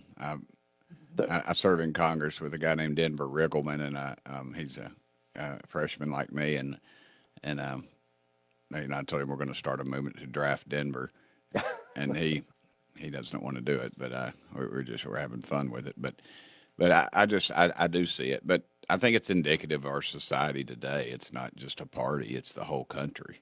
Yeah, and I think the Republicans are weak too. We held it all. We had it all. We had all three of Miss Cortez's, all four of her branches of government, I guess I should say. Right. but and we blew it. Paul Ryan stepped up the plate, and he took a single, or he walked, I guess I should say. And he should have gotten a hit. He should have built the wall. We should not even be arguing this right now. They should have taken that off the table. Are we ever going to get the wall? We're getting it right now. It's already being built. I think we're getting portions of it. I think Trump's probably read some of the things that I have that of legislation and powers in certain departments that he'll be able to do pretty much everything he wants to do. And again, a lot of this is just a diversion. Now, what are they diverting us from? I don't know, but that bothers me too. Okay, so you talked about when we, and that's a very broad term. Anytime someone says something like we who is what I ask. My question is, rhinos, okay, are a real thing to me. Republicans in name only. We have people who are in there who are supposed Republicans. They get there and they change their tune. Yeah. Why? I sit here and I say, why? Because they weren't real when you sent them.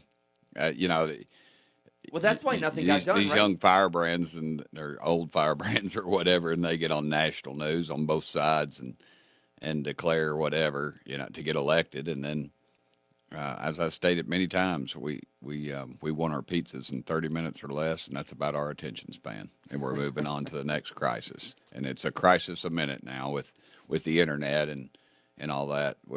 I don't think we're focusing, and I think that there's something else that it's always brought up. We need term limits, and I think at some point we're going to have some sort of term limits. I don't know what the magic number is. I don't think it'll ever pass, but I support it because I think it could work. But what you need a term limit on is bureaucrats. When there's a congressional committee deciding a very large, multi-billion-dollar piece of legislation, and they form what's called a conference committee, and the members are told to go home, except for a couple of the ranking members, and then everybody's told to meet at the White House to sign off on it. 4 or 5 days later, there's your problem. Somebody's got these bureaucrats who are, I call the shadow government. You can call it whatever you want, but they're the ones who are actually running the show. And whoever's got their ear is where your problems lie. And then you hear years later about government contractors taking trips and go. I mean, you hear about it at the local level.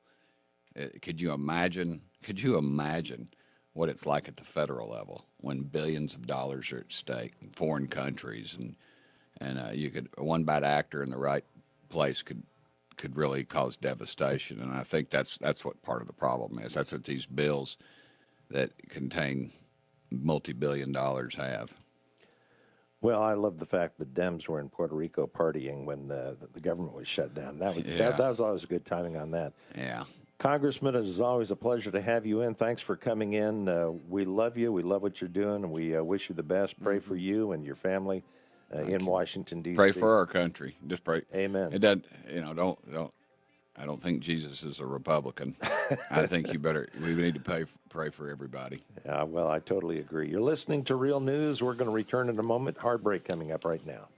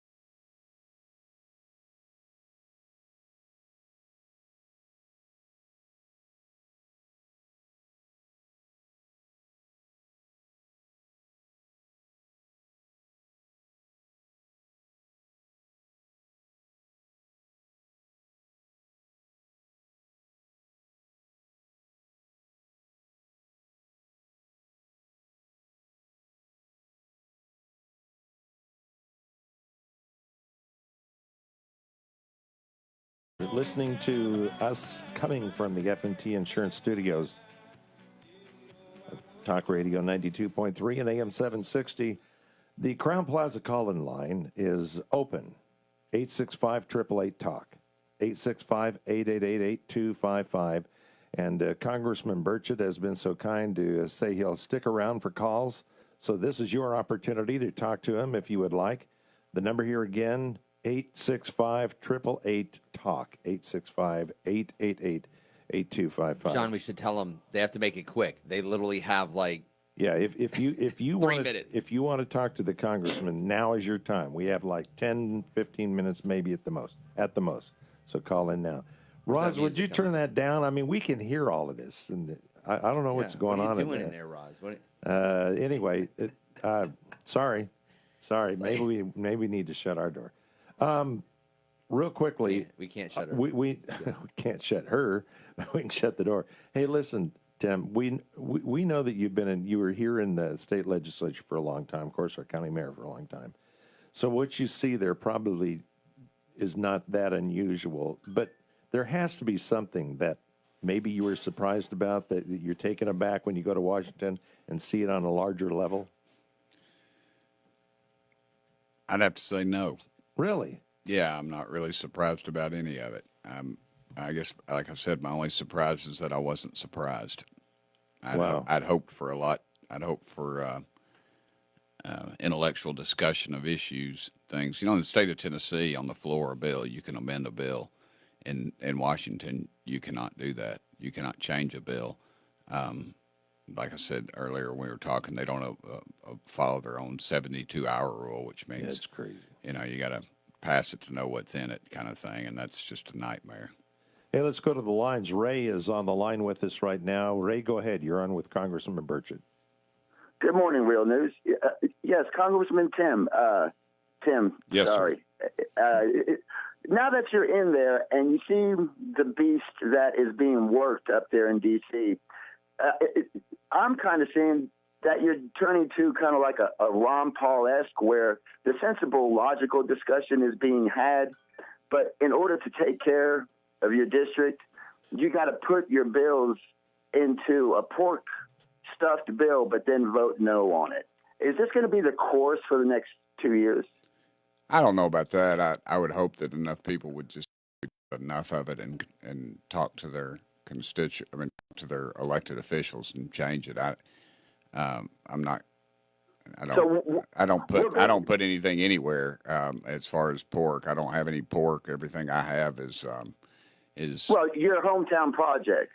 Well, no, I don't. It's hometown projects. The bills I have deal with. I've got some dealing with human trafficking. I've got one with opening up TVA's bills, Yes. TVA, things like that I think are important to the area. The pork and things like that, or the special projects, or some of it is first of all, another thing that's discouraging about this whole process is, and people don't realize this, we haven't passed a budget in, I think, over 20 years. 20 years. Isn't that illegal? It is illegal, Yeah, but it is. where are you going to take it? You going to get class action law? I wish there was. I've looked at the constitutionality of that, of somebody bringing it, but how do you enforce it? I mean, the U.S. Marshal is going to come in and demand if you don't. I just think you enforce it at the ballot box.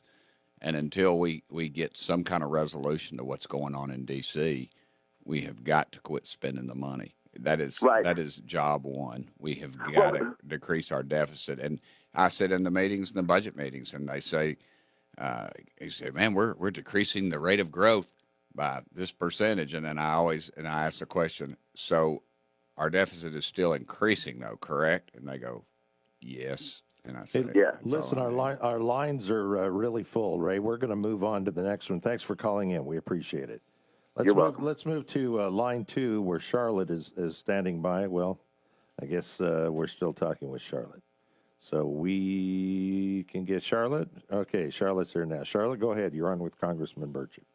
Hi there. I was wondering if Tim might give up Big Sexy to come back and be mayor of Knoxville.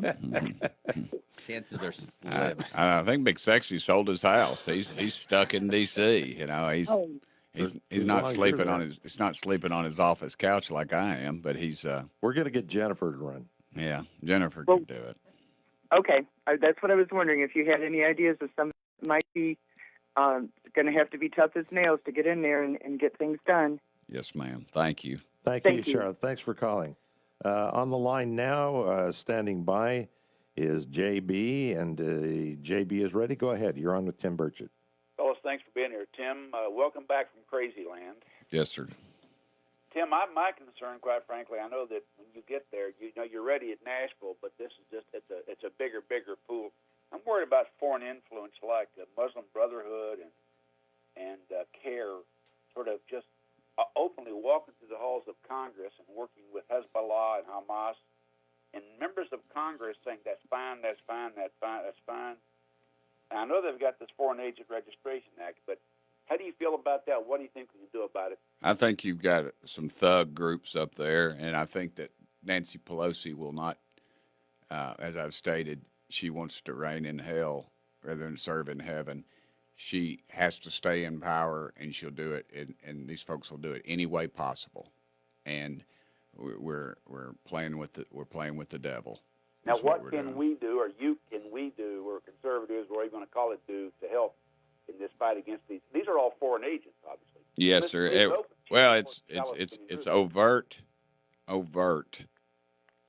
just out in front of everybody, anti-Semitism. Not even hiding anymore. They're not even hiding anymore. They're not hiding in the shadows. They're not, hiding behind a mask or anything, or hiding behind their screens on the computer. They are out there, and they're in our face, and they're laughing at us because they have no guts.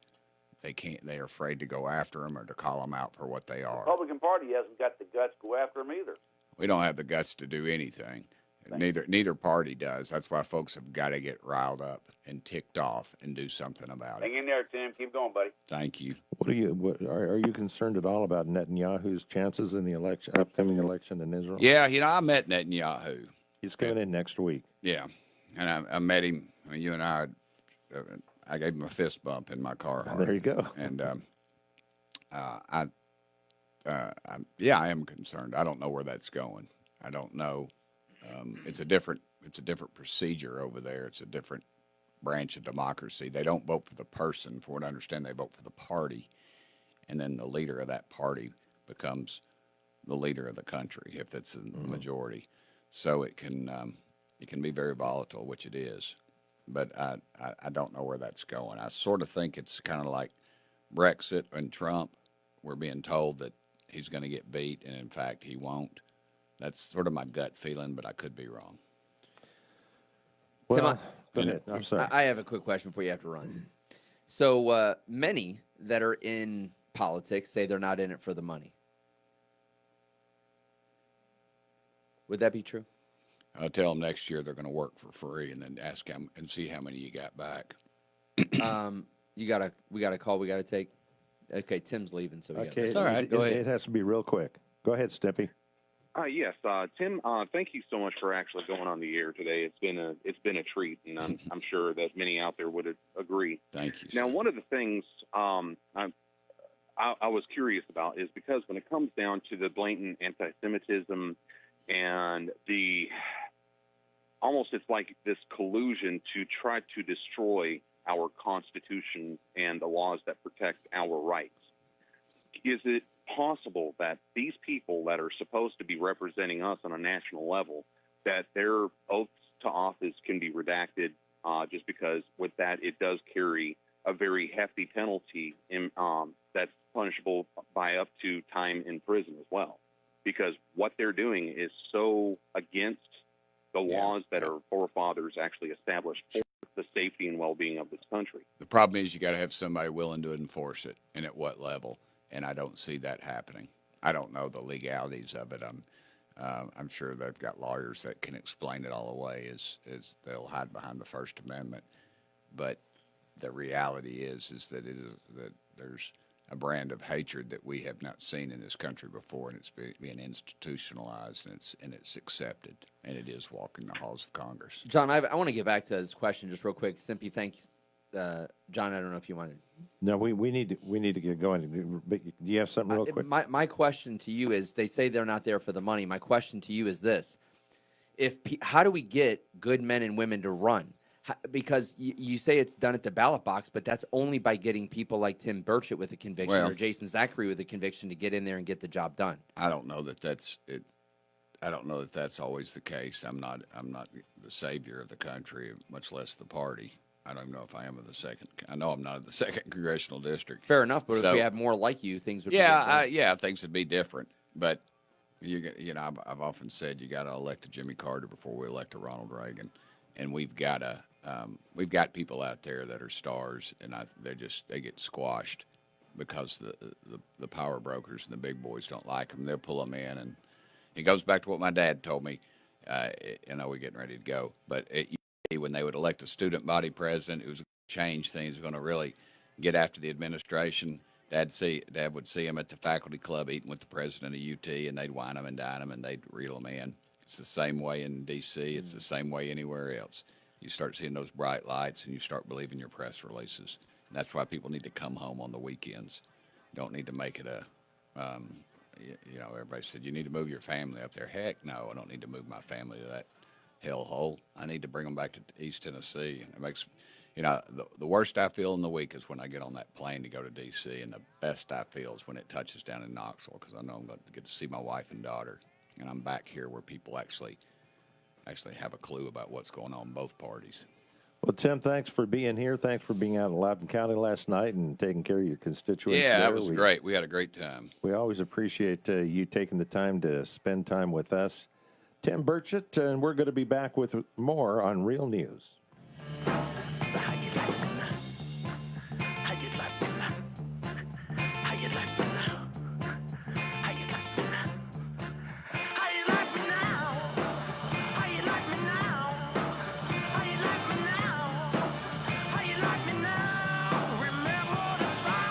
Want to be in the know about what's going on at Talk Radio 92.3 and AM 760? Join our Insiders Club at TalkRadio923.com.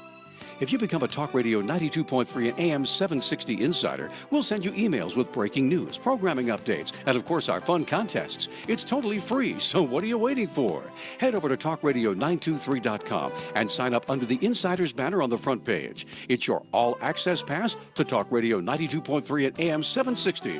Talk you can trust. Hey, Knoxville, it's Ben Shapiro. Whenever you hear people, as I say, Do you know if Michaela's coming in? Do you mind texting her to see? I haven't promoted her because last week she didn't show up. She didn't call like she's supposed to. Thank you.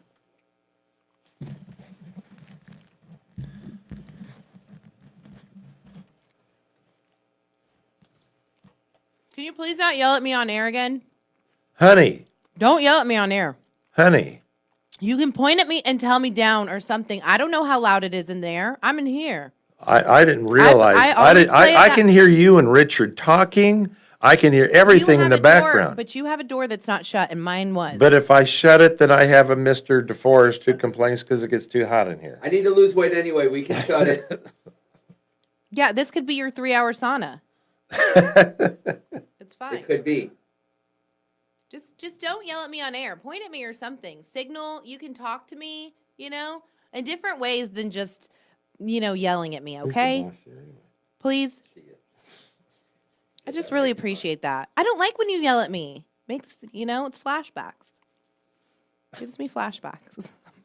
I don't like it when you yell at me. Yeah, he yelled at me on air. Well, I could hear you and Richard talking in the background, and here's Tim. Hey, talking about at that I guess because Grant can just tune it out. He doesn't ever say anything to me. Are you talking about at that instant? But if I can hear it in my headphones, people can hear it on their radio. But are you talking about at that instance when you said that? No. Earlier, you two were talking loud, and the door was open. Earlier when he yelled at me, Richard. No. Earlier, when you... Montview and, of course, Ginn Road. Be careful coming by the church. Those through downtown, settling down, just a little slowdown at 275. How about this? Blunt Excavating has immediate openings for heavy equipment operators right now, today, with incredible benefits. Apply online at bluntexcavating.com. or call them at 984-4060. I'm Pete Mike. Real news. Best news program in the history of this state, in the world.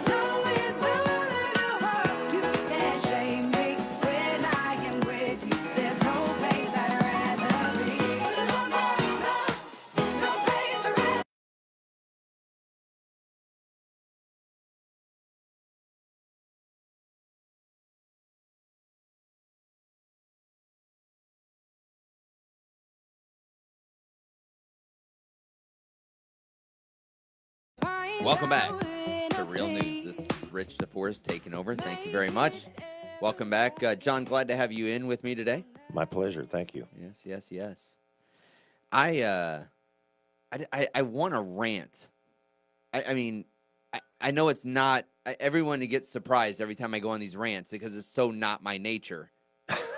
But before you get on your rant, isn't it refreshing to have a congressman who actually speaks his mind and doesn't play this footsie game with the rest of the politicians? No, I think it is. But this is what my issue is. First of all, you have to have good men and women running. And then once you vote for them and they get there, you have to trust that they're going to do what you elected them to do. That's what representation is all about. They are there to represent and not be turncoat, yellow belly cowards when they finally get into D.C. and lose sight of why we sent them there to begin with. This is my thing. This is one of the things that I love so much about Trump. He's pro-Israel. We don't have to, look, my memory is not strong enough, John, to go through the entire litany of everything that I remember that Trump has done that he said on the campaign trail. There's a list somewhere, some statistic somewhere of everything that he said he was going to do that he's done. I'm not trying to do that. About the only thing that he hasn't done is the wall that he promised, and he's in the process coming. of building that. Exactly. But if you look at the embassy in Israel, if you look at pro-life, if you look at the judges that he's put on the bench that will have years and years and years of positive consequence, the business is coming back, unemployment. The Tennessean just reported, I was just reading a few minutes ago, that Smile Direct Club announces 2010 new jobs. You want government out of your life. You do not want government in your life.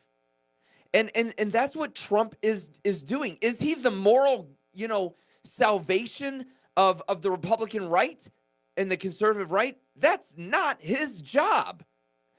Religion and faith should be dealt with in your home and in your community and in your church and in your family.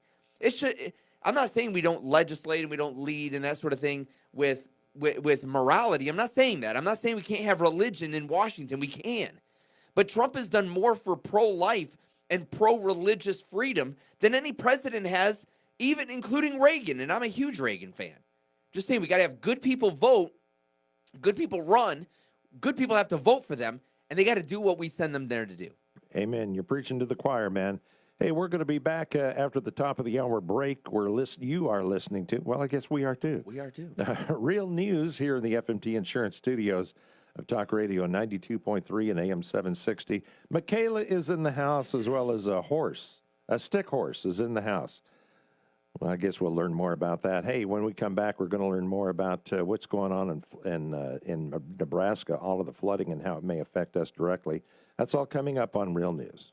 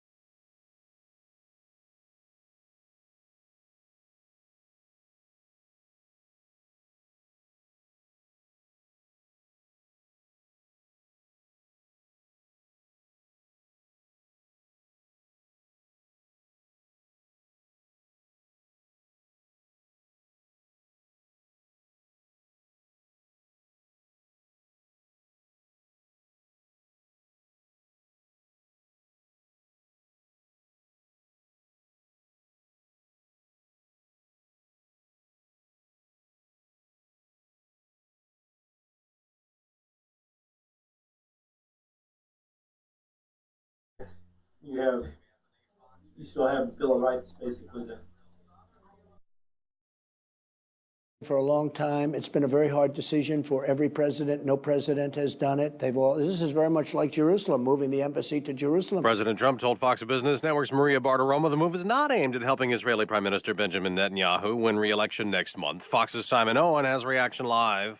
Dave, Syria calling the Golan a precious piece of Syrian land and saying it's now more determined to liberate it through all available means. Israel captured the territory from Syria in 1967. Syrian allies joining the condemnation, Russia calling the statement irresponsible. While among Syrian adversaries, Turkey saying the move brings the Middle East to the edge of a new crisis. The EU says it continues not to recognize the Golan Heights as Israeli territory. Israel's Prime Minister has welcomed the statement. Dave? Simon, President Trump also reiterated to Fox his claim the special counsel's investigation's a hoax. This should never happen to another president. What happened to me, they came up with an excuse for losing an election. And he again said there was no Russia collusion or obstruction, though House Democrats believe there was and have their own investigations. They also accuse him of stonewalling, not cooperating. 2 American troops were killed today in an operation in Afghanistan, but the U.S. is not yet providing details. In New Zealand, thousands gathered for an outdoor Muslim prayer service a week after the massacres in 2 Christchurch mosques. Thousands also attended a mass funeral for 26 of the 50 people murdered. Family members took turns with shovels and wheelbarrows burying loved ones. More than 200 above us. Airlock bag is now on the D-ring extender in the airlock. Nick Hague starting a spacewalk with fellow astronaut Anne McClain, replacing batteries on the International Space Station. Next week, McClain will be part of a first-ever spacewalk with an all-female crew. This is Fox News. Knoxville, want to save on Medicare Part D copays? Your local Rite Aid now has a Walgreens pharmacy, which could mean lower copays for you. Bring your prescriptions to a Walgreens pharmacy and start saving today. Walgreens, trusted since 1901. Every Walgreens pharmacy, including the one in your local Rite Aid, participates as a preferred network pharmacy with United Healthcare, Cigna HealthSpring, and Express Scripts Medicare. For a complete list of available plans, please contact 1-800-MEDICARE. TTY users should call 1-877-486-2048. 24 hours a day, 7 days a week, or consult www.medicare.gov. Other pharmacies are available in our network. And now, the worst commercial ever. I'm Jake. And I'm Jack. We're the Plow Guys. How do we keep your driveways clean? With commercial auto and business insurance through Progressive. They help through the customized insurance plan that keeps our business on the road. And that's news worth shouting out loud simultaneously. Enthusiastic yelling at the same time. Yeah! Terrible. Whereas commercial auto and business insurance through Progressive is anything but. Visit ProgressiveCommercial.com to quote today. Insurance provided and serviced by Progressive Casualty Insurance Company. It's affiliated and third-party insurers. The Trump administration is being hauled into court yet again today over another immigration policy. A federal judge in San Francisco will consider a lawsuit that claims returning some asylum seekers to Mexico while they wait to be allowed in violates U.S. policy. The accused gunman in the murder of a Washington state sheriff's deputy was in the U.S. illegally. Immigration Customs Enforcement says Juan Manuel Flores del Toro came here through Laredo, Texas on an agricultural visa in 2014. They have no record of him ever leaving or trying to renew his visa. Police in Ellensburg, Washington say they're not sure why he fled officers who tried to pull him over this week. He had no arrest warrants out. Kittitas County Sheriff's Deputy Ryan Thompson pursued him, and Kittitas Police Officer Ben Chavez joined that pursuit later after someone reported a road rage incident. At some point, Flores del Toro stopped and opened fire, killing Deputy Thompson and wounding Officer Chavez. They returned fire, killing Flores del Toro. Jessica Rosenthal, Fox News. R. Kelly is back in court today. The singer, who's fighting sexual abuse charges in Chicago, wants to be allowed to leave the country. R. Kelly was previously ordered to stay here in Illinois as a condition of his bond, though the cash-strapped R&B singer will ask for a Cook County judge's permission this morning to travel to Dubai, to perform concerts, to make money, to pay child support. Kelly says he struggled to get work in the U.S. following his arrest last month on 10 counts of sex abuse charges. He's pled not guilty. His lawyers say he's not a flight risk, though the United Arab Emirates doesn't have an extradition treaty with the U.S. In Chicago, Jeff Manasso, Fox News. On Wall Street, they could be selling at the opening bell. Dow futures down about 160 points. There'll be more March Madness today. 16 more NCAA tournament games. Yesterday, top seed in one region, Gonzaga, was a winner. The biggest upset so far, Murray State, a 12 seed, beat Marquette. I'm Dave Anthony. This is Fox News. The Markley and Van Camp Show. Is the wide-eyed Ocasio-Cortez redundant, by the way? All these photos are taken that looks like she just saw color for the first time. I don't even, that make it, oh my gosh, I'm looking at Craig and he's shaking his head. I don't even mean that to be offensive. I really didn't. It's like taking the picture. That's one of the greatest lines all day. The Markley and Van Camp Show. Weekday afternoons at noon on Talk Radio 92.3 and AM 760. No more fancy sales moves. Hi, this is Steve Herzog with Sandler Training. That's firstinsales.sandler.com, FIRSTINSALES.com. Successful sales is not just slick moves. Successful sales require 3 elements. First element is technique. You must learn your product and your services and be able to well communicate them to the prospect. It will give you the confidence you need. The second element is behavior. Understand what it takes to be successful. If you don't get in front of people, what difference does it make whether you have the best technique and knowledge in the world? Finally, attitude. It all starts with you. The wrong attitude produces negative results.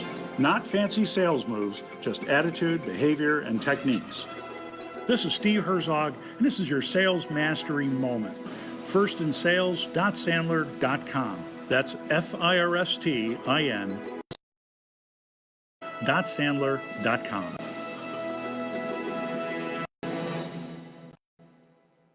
TN Connect Credit Union, helping you stay connected to your money, to your financial goals, to your plans for the future. TN Connect Credit Union is the oldest credit union in Tennessee, and they still hold tightly to the same credit union community values and financial responsibility that they always have. TN Connect Credit Union still connects you with free checking accounts with rewards, emergency fund high-yield savings accounts, and TN Connect Credit Union connects you to the best in modern convenience with comprehensive digital and mobile services. TN Connect Credit Union, connecting you to your new car, a new home, saving for college, saving for retirement, connecting you with financial solutions with local hometown personal service that's safe, secure, and federally insured. TN Connect Credit Union is located at 6211 Middlebrook Pike in Knoxville. Online at tnconnectcu.org or connect by phone at 865-688-2424. Keeping you connected to your money. TN Connect Credit Union. Weather from the FMT Insurance Studios of Talk Radio 92.3 and AM 760. Hey everybody, it's a cold start to your Friday, and warm only into the mid-50s this afternoon, a bit breezy as well, so it'll feel colder than it is actually. Lows tonight should be near 30. Tomorrow, mostly sunny. We're in the low 60s and should be in the upper 60s, partly cloudy on Friday. Showers and scattered thunderstorms possible early next week. Savage Seas, it's the new exhibit at Ripley's Aquarium of the Keys. It's myth, it's legend, it's the Savage Seas. From the 6th Storm Team, I'm Chief Meteorologist Matt Hinken for the East Tennessee Weather Network. It's 40 at Talk Radio 92.3 and AM 760. To me, this is not just another nation. It is not just one of the family of nations. This is a nation with a great mission to perform for the benefit of liberty-loving people everywhere. That we shall be as a city upon a hill.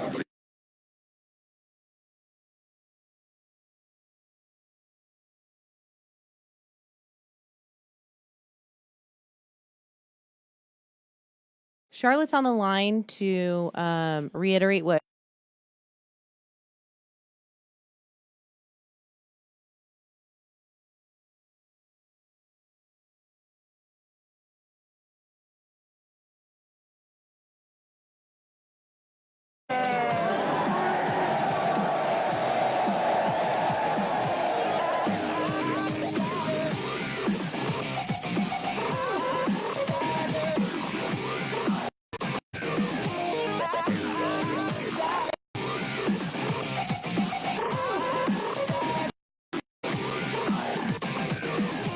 Welcome back, everybody, to Real News. I'm John Adams, filling in for Mr. Henry, along with Rich DeForest here in the FMT Insurance Studios. The Crown Plaza call-in line, 865-888-TALK. That's 865-888-8255. And asking you to call in a little bit later on. We have a guest on the line right now. Roz, of course, behind the glass, working the board.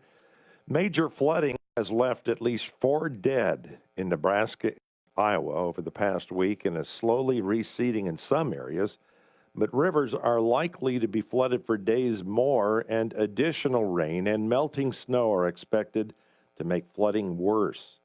in other parts of the plains in the Midwest. More than 7 million people were under flood warnings this past Tuesday. National Weather Service said that as the heartland deals with the aftermath of the snowmelt, it was like a bomb cyclone. You know, I said, yeah, it was. It was actually Tuesday before last. It was last week. A bomb cyclone blasted the Central Plains and Upper Midwest. The flooding in Nebraska has been especially widespread. Governor there, Pete Ricketts, is calling it the most widespread disaster that that state has ever had in its history. On the line with me right now from Kearney, Nebraska, is a friend and person who has seen it all and been in the midst of it, Jan Jones. How are you this morning, Jan? We're doing well, John. Thank you. How are you particularly doing? Did you have problems at your house, or what is it like in Kearney? Well, we were in Minnesota at the time, but we were trying to get to Minnesota for a family emergency when we got about an hour east of our home. We're in central Nebraska on I-80, and we hit such ice that we ran into traffic issues with 4 semi-trucks on fire. A pickup that had passed us rolled in front of us. So we took about 2 hours to crawl back home and wait to see the next day we could leave. And it was 4 days because of ice and rain that was freezing on top of several feet of snow that we had in unusually higher snow than we've had for several years this winter. And then when we were in Minnesota, I started getting calls from teacher friends that said that they were letting school out in Kearney. It was about time for spring break, but they were sending them home to check their basements. Although most of the homes are on higher ground, the roads between school and getting to their homes were starting to flood. And as it resulted, most of it is northeast of Kearney, where we're in the center part, but it ends up that about 13 miles east of us in Gibbon was completely flooded, and the road was just opened up 2 days ago. And this happened like 8 days ago. And Wood River is completely underwater. They're between our hometown in Grand Island, Nebraska, which is about the 3rd largest city in Nebraska. And Grand Island itself is actually an island. And they had just put millions of dollars into dike system around the city in this last year. And for the first time in history since the town was built, they did not flood. But all the towns around it did. We had on that Wednesday the requested evacuation of 22 towns within our area between us and the eastern part of the state, and 60,000 people were requested to evacuate, and we're not a high population state. Jan, as I understand it, there aren't a lot of people there who have flood insurance and are really highly affected by it. You know, they're losing everything. Well, that's just it. We, if you have a home loan, you are required in order to get that loan to have flood insurance if you are in a floodplain. But what is amazing about this storm is so many areas flooded that have never flooded in history. We had ended up with 70% of our state being recognized as a disaster area. That's 65 out of 93 counties that ended up being flooded. I didn't know until this event that we have the highest number of rivers and streams of any state in the United States. We have 79,000 miles of rivers and streams. Most of them have been dry beds for years, and they rose to marks of an average of probably 5 feet of water inside a home. And the biggest problem now is with insurance, not only not being enough, if you had it, to cover repair and rebuild, but the cost of cleanup because of the mud is even higher than the cost of rebuilding. Do you have any idea, Jan, how this, I mean, obviously there are a lot of, it isn't growing season yet for the corn. Do you have any idea what kind of an effect this may have on the corn growth this upcoming season? And well, go ahead.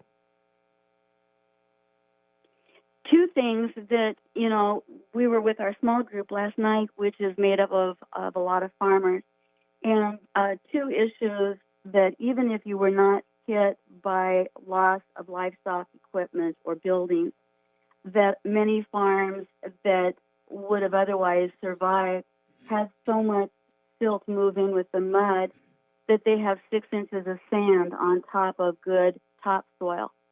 And to remove that and be able to get a good season out of it, or even besides the sand, just even other mud and debris that came into their fields, is going to not only make it a late planting season, but for some, it might take years to get the quality of ground back for them to raise their crops. So on our Facebook page, they were asking, isn't Nebraska a big wheat country? In the Sand Hills, which would be the northwestern quadrant of the state, it is higher and hilly, and that's where our wheat land is. We are largely a corn belt, and where the floods took place between the center part of the state and the Missouri River on the east border is way more corn and some soybean. And so what's this going to, what do you think this will do to prices? Well, no doubt I would imagine it would affect it to a certain extent. The other thing, we're known as the beef state, and this was during calving season, and we lost a tremendous amount of livestock. Oh, wow. I've never even thought of that. Yeah, that is probably going to be worse than the corn. We have one farmer that had a hog confinement and lost 700 hogs. We have another service of the people trying to work together and take care of their own because it just takes so long for federal help to get in, is that they have been airlifting hay bales to one location closer to the Lincoln area, our state capital, and then they are lifting bales of hay to cattle that they can see from the air that have been marooned on islands with water around them. And farmers didn't leave their homes because they were trying to take care of their livestock. And they've been pulling so many dead animals out of the mud. They are moving the mud like you would move snow with a plow to try to even get to driveways or roads. And as they do, they uncover all kinds of livestock. And they were having to make the decision as to whether or not they would let the mamas go or try to save the calves because they had more life left to be able to produce. And so should this be a declaration, an emergency declaration? It was almost a week before the governor was really out to see the areas. And then Vice President Pence came out a couple of days ago. And so at first they said they would give us a listening ear, but they have come through and said that they would give us whatever financial help that, it would take. It's just, the paperwork is going to take a long time. And this is not going to be the waters recede, we're better. We lost so many bridges, so many state and county highways that we have large cities of 20,000 that you can't get into or out of. They have become islands, and the only way you can get to them is either helicopter or airboat. So will farms close as a result? Will they be able to survive if they don't get government assistance? Well, our ag economy was already hurting greatly, and we were dealing with a lot of the trade situations. And we have a lot of farmers that I think probably will lose farms out of this. I mean, you only have the clothes on their back, and then their whole town has been destroyed and wiped out by this.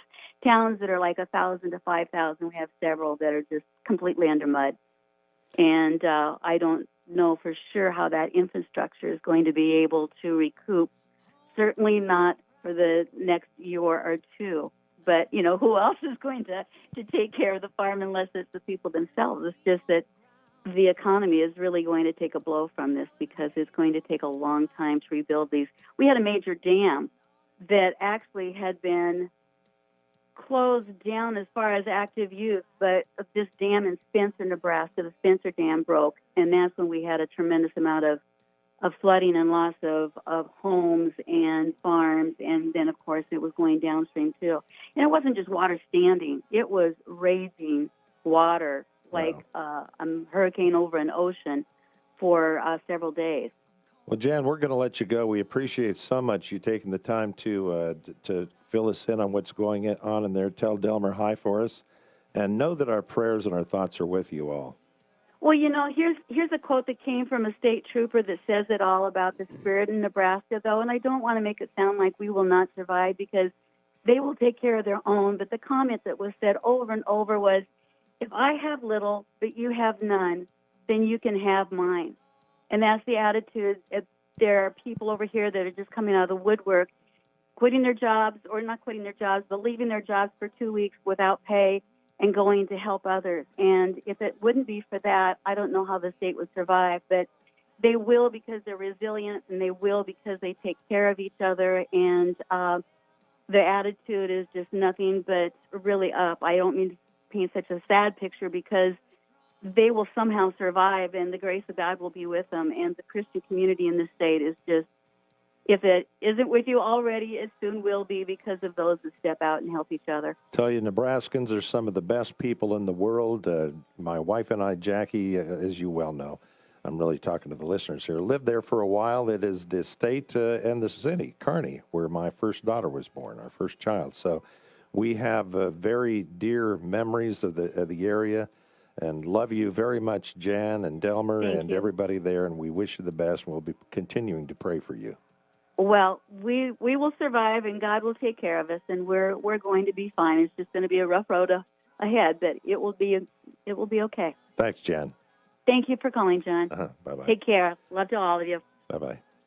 Mike Pence was there Tuesday, and his words were, we're going to stand with you. We're going to make sure that the federal resources are available for these families, these communities, and your states to rebuild bigger and better than ever before. She mentioned 75 cities and 65 counties have issued emergency declarations in the Cornhusker state.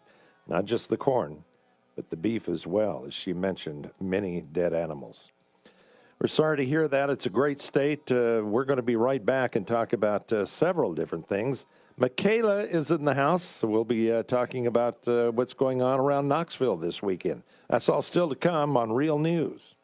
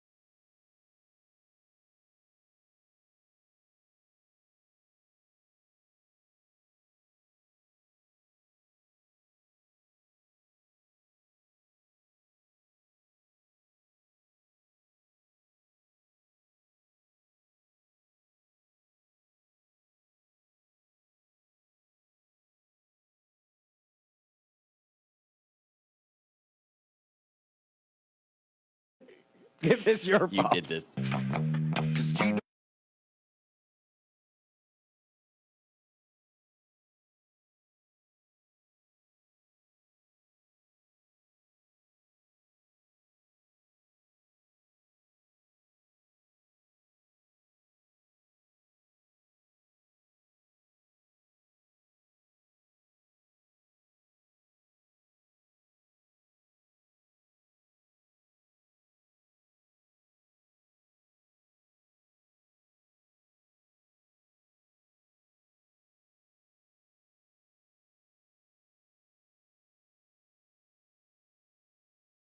Real news. The best radio show producer in the market, Roz. And Knoxville's most eligible. She would say the best in the world, not just in the market. Thank you, Daddy. We just had a call. She wants to remain anonymous and says that she loves when you MC. MC. Yeah. Okay. She likes when you host. Oh, okay. Yes. Oh. I thought Well, that was that's- really sweet. She that said that is you're sweet. doing great with this station, and she really appreciates you, and she listens to Real News every morning. She said that she thinks that the music is the best in the world too. So Was I, that- I don't know. What, Was that She AOC? just threw that in. AOC called in, right? Yeah. Probably, No, probably she was, my wife. She was super sweet. It wasn't. What I it wasn't love Mom. though is if the world on Facebook could see this, Roz is like having her own party. Oh yeah. In there, like Oh, it's all the your time. world, Every baby. morning. I mean, morning. Yeah, it's too You bad can we walk by this window over here when you're in the hallway. Yeah, so what is that cloud of smoke that's in there? It's too bad that we don't have a 360 vision on this Mevo, because we'd get to see Roz rocking it out. What do we have? Like 2 minutes before the next break. That last segment went long. I know with Jan. Do you want to go to Charlotte? Okay, let's go to Charlotte before we get into the break. Charlotte, welcome to Real News. What's going on, young lady? Hey there. Thank you for letting me call back in. I wanted to answer Rich, and also thank you for having that dear lady on. Media has not done this justice in covering it, and it just sickens me to think that Democrats are laughing about these tragedies over flyover country. It's appalling. Anyhow, when Rich was talking about how we get things done, I'm looking back at Phil Donahue had went and got together with his competitor Geraldo, and they put the famous AIDS thing out, and that's when we found out that the government was just telling us that AIDS, their statistics was for men between 18 and 36, and here they had that little 10-year-old boy on there that had been shunned and beaten up at school because he had contacted AIDS through blood transfusion, and it was a mark in history as getting Real News out. And Levin and Beck and all those guys, they got together to take back the House, and at that one point, and just stop a bill, and that worked. And I think that maybe part of it is a lot of us are out here, we don't know exactly what to do, and resources to just money. I made my intention to send a postcard a day to somebody in government, and it costs $15 a month to get one postcard a day out. Anyhow, public personalities such as Rich, maybe, or maybe you know other people, just to maybe get people stirred up over just one little subject or whatever, and call for a massive mail, because we can't do anything on Facebook. We're just preaching to the choir and talking to ourselves. But, get out there and educate people. I talk to people on the bus, you just have to get over whatever it is and just put out what you need to put out if you feel it really is the truth. But I really think that if we could get together with other small stations or something to be considered, maybe to get some sparks started. Charlotte, I have a plan. Most people don't know that I have a plan, but I do have a plan to right the wrongs in America. And to take over the world? Well, I mean, that's the long-range goal. Let's start with America. In his business circles, he's known as the dictator. Yeah, then we will take over the world, but you have to do it one country at a time. If you try to take over the whole world all at once, people think things about you. Here's the thing. We need an underground movement. This is Rich's opinion. We need an underground movement where We have our candidates. If you read, and I mentioned this the other day, John, when we were on the air and we were talking, and I had asked if you had read Saul Alinsky's book, Rules for Radicals. What we need in the Republican right is we need some radical behavior. I'm not advocating violence like the liberal left. I'm not advocating that. What I am saying, however, is we need that underpinning, the underground movement of our people getting in power, and then we take back over control and right the wrongs. All right. Thank you, Charlotte. Thank you. I'll be following you. Okay. Always enjoy your call. Always enjoy all of the callers that we get in here. We're going to be back where we're going to be talking about, some of the things we're going to be talking about is Florida is seeing a boom in birth tourism, toilet seats that detect heart conditions and medieval diseases flaring up again. And Get Rich 2024. Get Rich 2024. I like that. We need to come back with the Richie Rich theme, I think. Hey, you're listening to Real News on Talk Radio 92.3 AM 760. Back in a moment. And where down we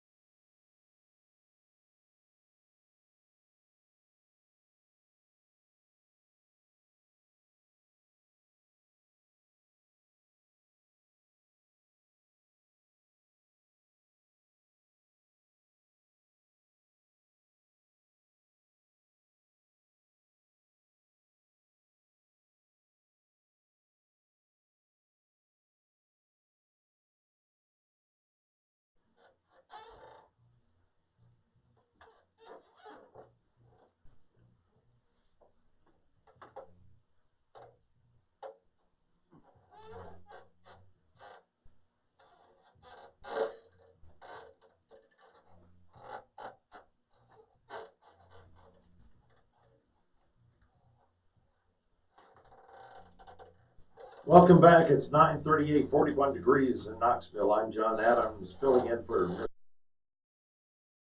and Rich Esparza, as well as Dusty Coons in the house. Good morning, Knoxville. Time to party. Michaela's in the party is going on in the studio. In the studio. No, you were supposed to say hey. You weren't supposed to say hey, ladies, to them. They're not ladies. Weird. Okay. Well, you Okay, can mute. Okay. Yeah. Now you see what goes on behind the scenes and why I have to say something every once in a while. Hey, we had some real important stuff that we were going to talk about, but even more important, we got into a discussion as what is the best. Where can you find the best donuts in Knoxville? It's a very important conversation. This It is was. real news. This is not fake news right here. This is serious stuff I we're don't know talking about that. here. Where we're talking about, I mean, I liked Maker's Donuts. Makers were Michaela's coming in here. She has to be a part of this discussion. She started it. She's knocking down the Mevo even. She's like coming in here with authority. You can't just pick a donut either. Like, it has to have a certain texture. It has to taste a certain way. It matters whether or not you like the fluffy donut or a cake donut. There's a lot of factors that go into favorite donuts. Well, and they can make their own determination as to what makes the best donut. But I wish Makers was still open. What's the one Status? Status is pretty good up on Bearden Hill. They are, and they're actually, they use Polish recipes because they're from Poland. Right. And they fell in love with Knoxville through college. Cool. I didn't know that. So they actually, their donuts are huge. I mean, they're as big as your head. Exactly. They're like a big pizza. And they're really, really good. They have different flavors that you wouldn't think of. So it's not like Makers or like Dojo that has like the Sour Patch Kids. Right. These donuts are like, if you flew to Poland, you could get that flavor, which is important to me. Dojo is good also. I had some that matter of fact, they're a new sponsor on our sister station, Joy 620. They are very good. And they have different ones. Like they have like the like I said, the Sour Patch Kids. They've got one that has cereal on top of it. Then they have like a cake donut that's like a red velvet. So they have a little bit of everything for everyone. Okay. Rich, what's the favorite? Well, I was just going to say Status has. We have two Riches here. We have two Riches. Don't forget about the donut. But he's Richard, I'm Rich. Okay. But don't forget about the Donut Palace in Oak Ridge. They make a really good donut. And I do know Status is one of the only few places you can get a gluten-free donut, and that's important to people. Really important. Yeah. It is. A lot of people are big into that right now. But what about? I was going to ask you, Michaela. What about Cinnaholic? Have you tried it yet? I have not. I am not a big cinnamon roll girl. I'm just a donut girl. We'll pray for you. Yeah, you can pray for me. It's one of my downfalls. What about when you get a cinnamon thingy majiggy and you get that? What's that icing that they put on that? What is that? Cream cheese or pure whatever? sugar. Yeah, cream cheese icing. Oh, it's so ridiculous. But do they only do like cinnamon rolls, or do they have apple fritters? Do they have any kind of donuts? What do they have there? I think it's everything cinnamon. They put strawberries on them. They put fruit on them. They put bacon on them. They do everything. Bacon on cinnamon. a cinnamon roll. I mean, bacon goes good with anything. Like, you can be driving and eating bacon. It makes your driving better. You know what I mean? Like, it's just apparently better. bacon is life. I mean, bacon. I mean, I'm not the only one in the room that thinks bacon is revolutionary. I just have never had it on a cinnamon roll before. I'm gonna have to try that. That may be my breakfast or lunch. Today. Yeah. I'm just saying. Hey, okay. These are important issues, We got John. through the important news. Let me just touch on a couple of stories because we're going to be up against a break here pretty soon. Then Michaela will be here to tell us what's going on around Knoxville. There are hundreds of pregnant women who come to this country every year from Russia to give birth so that their children can acquire all the privileges of American citizenship. I heard Chinese is the highest, actually.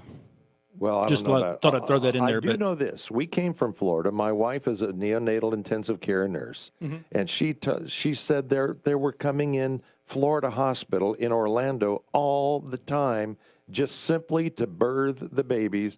And while they're there, they enjoy Disney World and all of that kind of stuff. And they fly home, and now they get all of the benefits of American citizenship because they came here just to give birth and then take off back into the country. Well, they pay anywhere from $20,000 to $50,000 to brokers to get in here and do that. Wow. And it's becoming more and more of a problem. Also, another problem that's going on right now, Medieval diseases are flaring up as unsanitary living conditions proliferate. Jennifer Miller keeps trash bags and a hand sanitizer near her tent, and she regularly pours mixed and hydrogen peroxide on the sidewalk nearby. She's a homeless person. And hepatitis is a primary problem through feces. As you know, in San Francisco, they are pooping all over the streets because they have the rights, if you want to call it that, to do it now. 1,000 people in California in the past 2 years have been treated just for hepatitis A. The homeless crisis, typhus, is another problem, and it's a problem right now in 2019 in California. These diseases have flared up as the homeless population has grown the past 2 years, and it's becoming more and more of an issue. And one final thing, scientists have invented a toilet seat which could detect the signs of heart failure before the symptoms appear. Which I know you wanted to comment on. I think Elvis needed that. Too soon? What? I mean, it can't be too soon. That was forever ago. It's a gadget that, if it's over the top of the normal toilet seat, contains sensors which can measure the user's heart rate, blood pressure, and oxygen levels through their legs. But we can't seem to get those pull-down things that cover the toilet to actually work without ripping. There you go. I mean, so we can detect, like, your heartbeat. I guess you're sitting, the body weight is, I guess, registering it. But it's Friday. As a germaphobe, can we please have some manufacturer make something that can actually cover the toilet if you have to sit down? Ladies, can I get a witness? Yeah, we probably need a state mandate on that, By right? the way, if you didn't know, fine with Rich DeForest is a germaphobe. I thought he was going to go nuts when somebody sneezed into the microphone at our Networking Today meeting yesterday. Hey, listen, it's Friday. That means the weekend's coming. That means Michaela is in the house. She's going to tell us what's going on around Knoxville on the next portion of this Real News program. Stay with us. So I got to jump off the Facebook Live because Yeah, that's fine. Okay. Thank you. I messaged everyone and said, hey guys, we're going to be hopping off early. I apologize, blah, blah, blah. So You always leave when it's my turn. I'll still your seat though. I'll be listening though. I like that. See? You can have this seat. Okay. No, I'm leaving. Here, you can stay here. I don't. If you want to. I'm gonna sit here because I always shut everything down on that Okay. one. I hit something on my hand. It's in the foot. The foot, yes. Yeah. I always hit it. So I mentioned to John, I put on our Facebook page yesterday,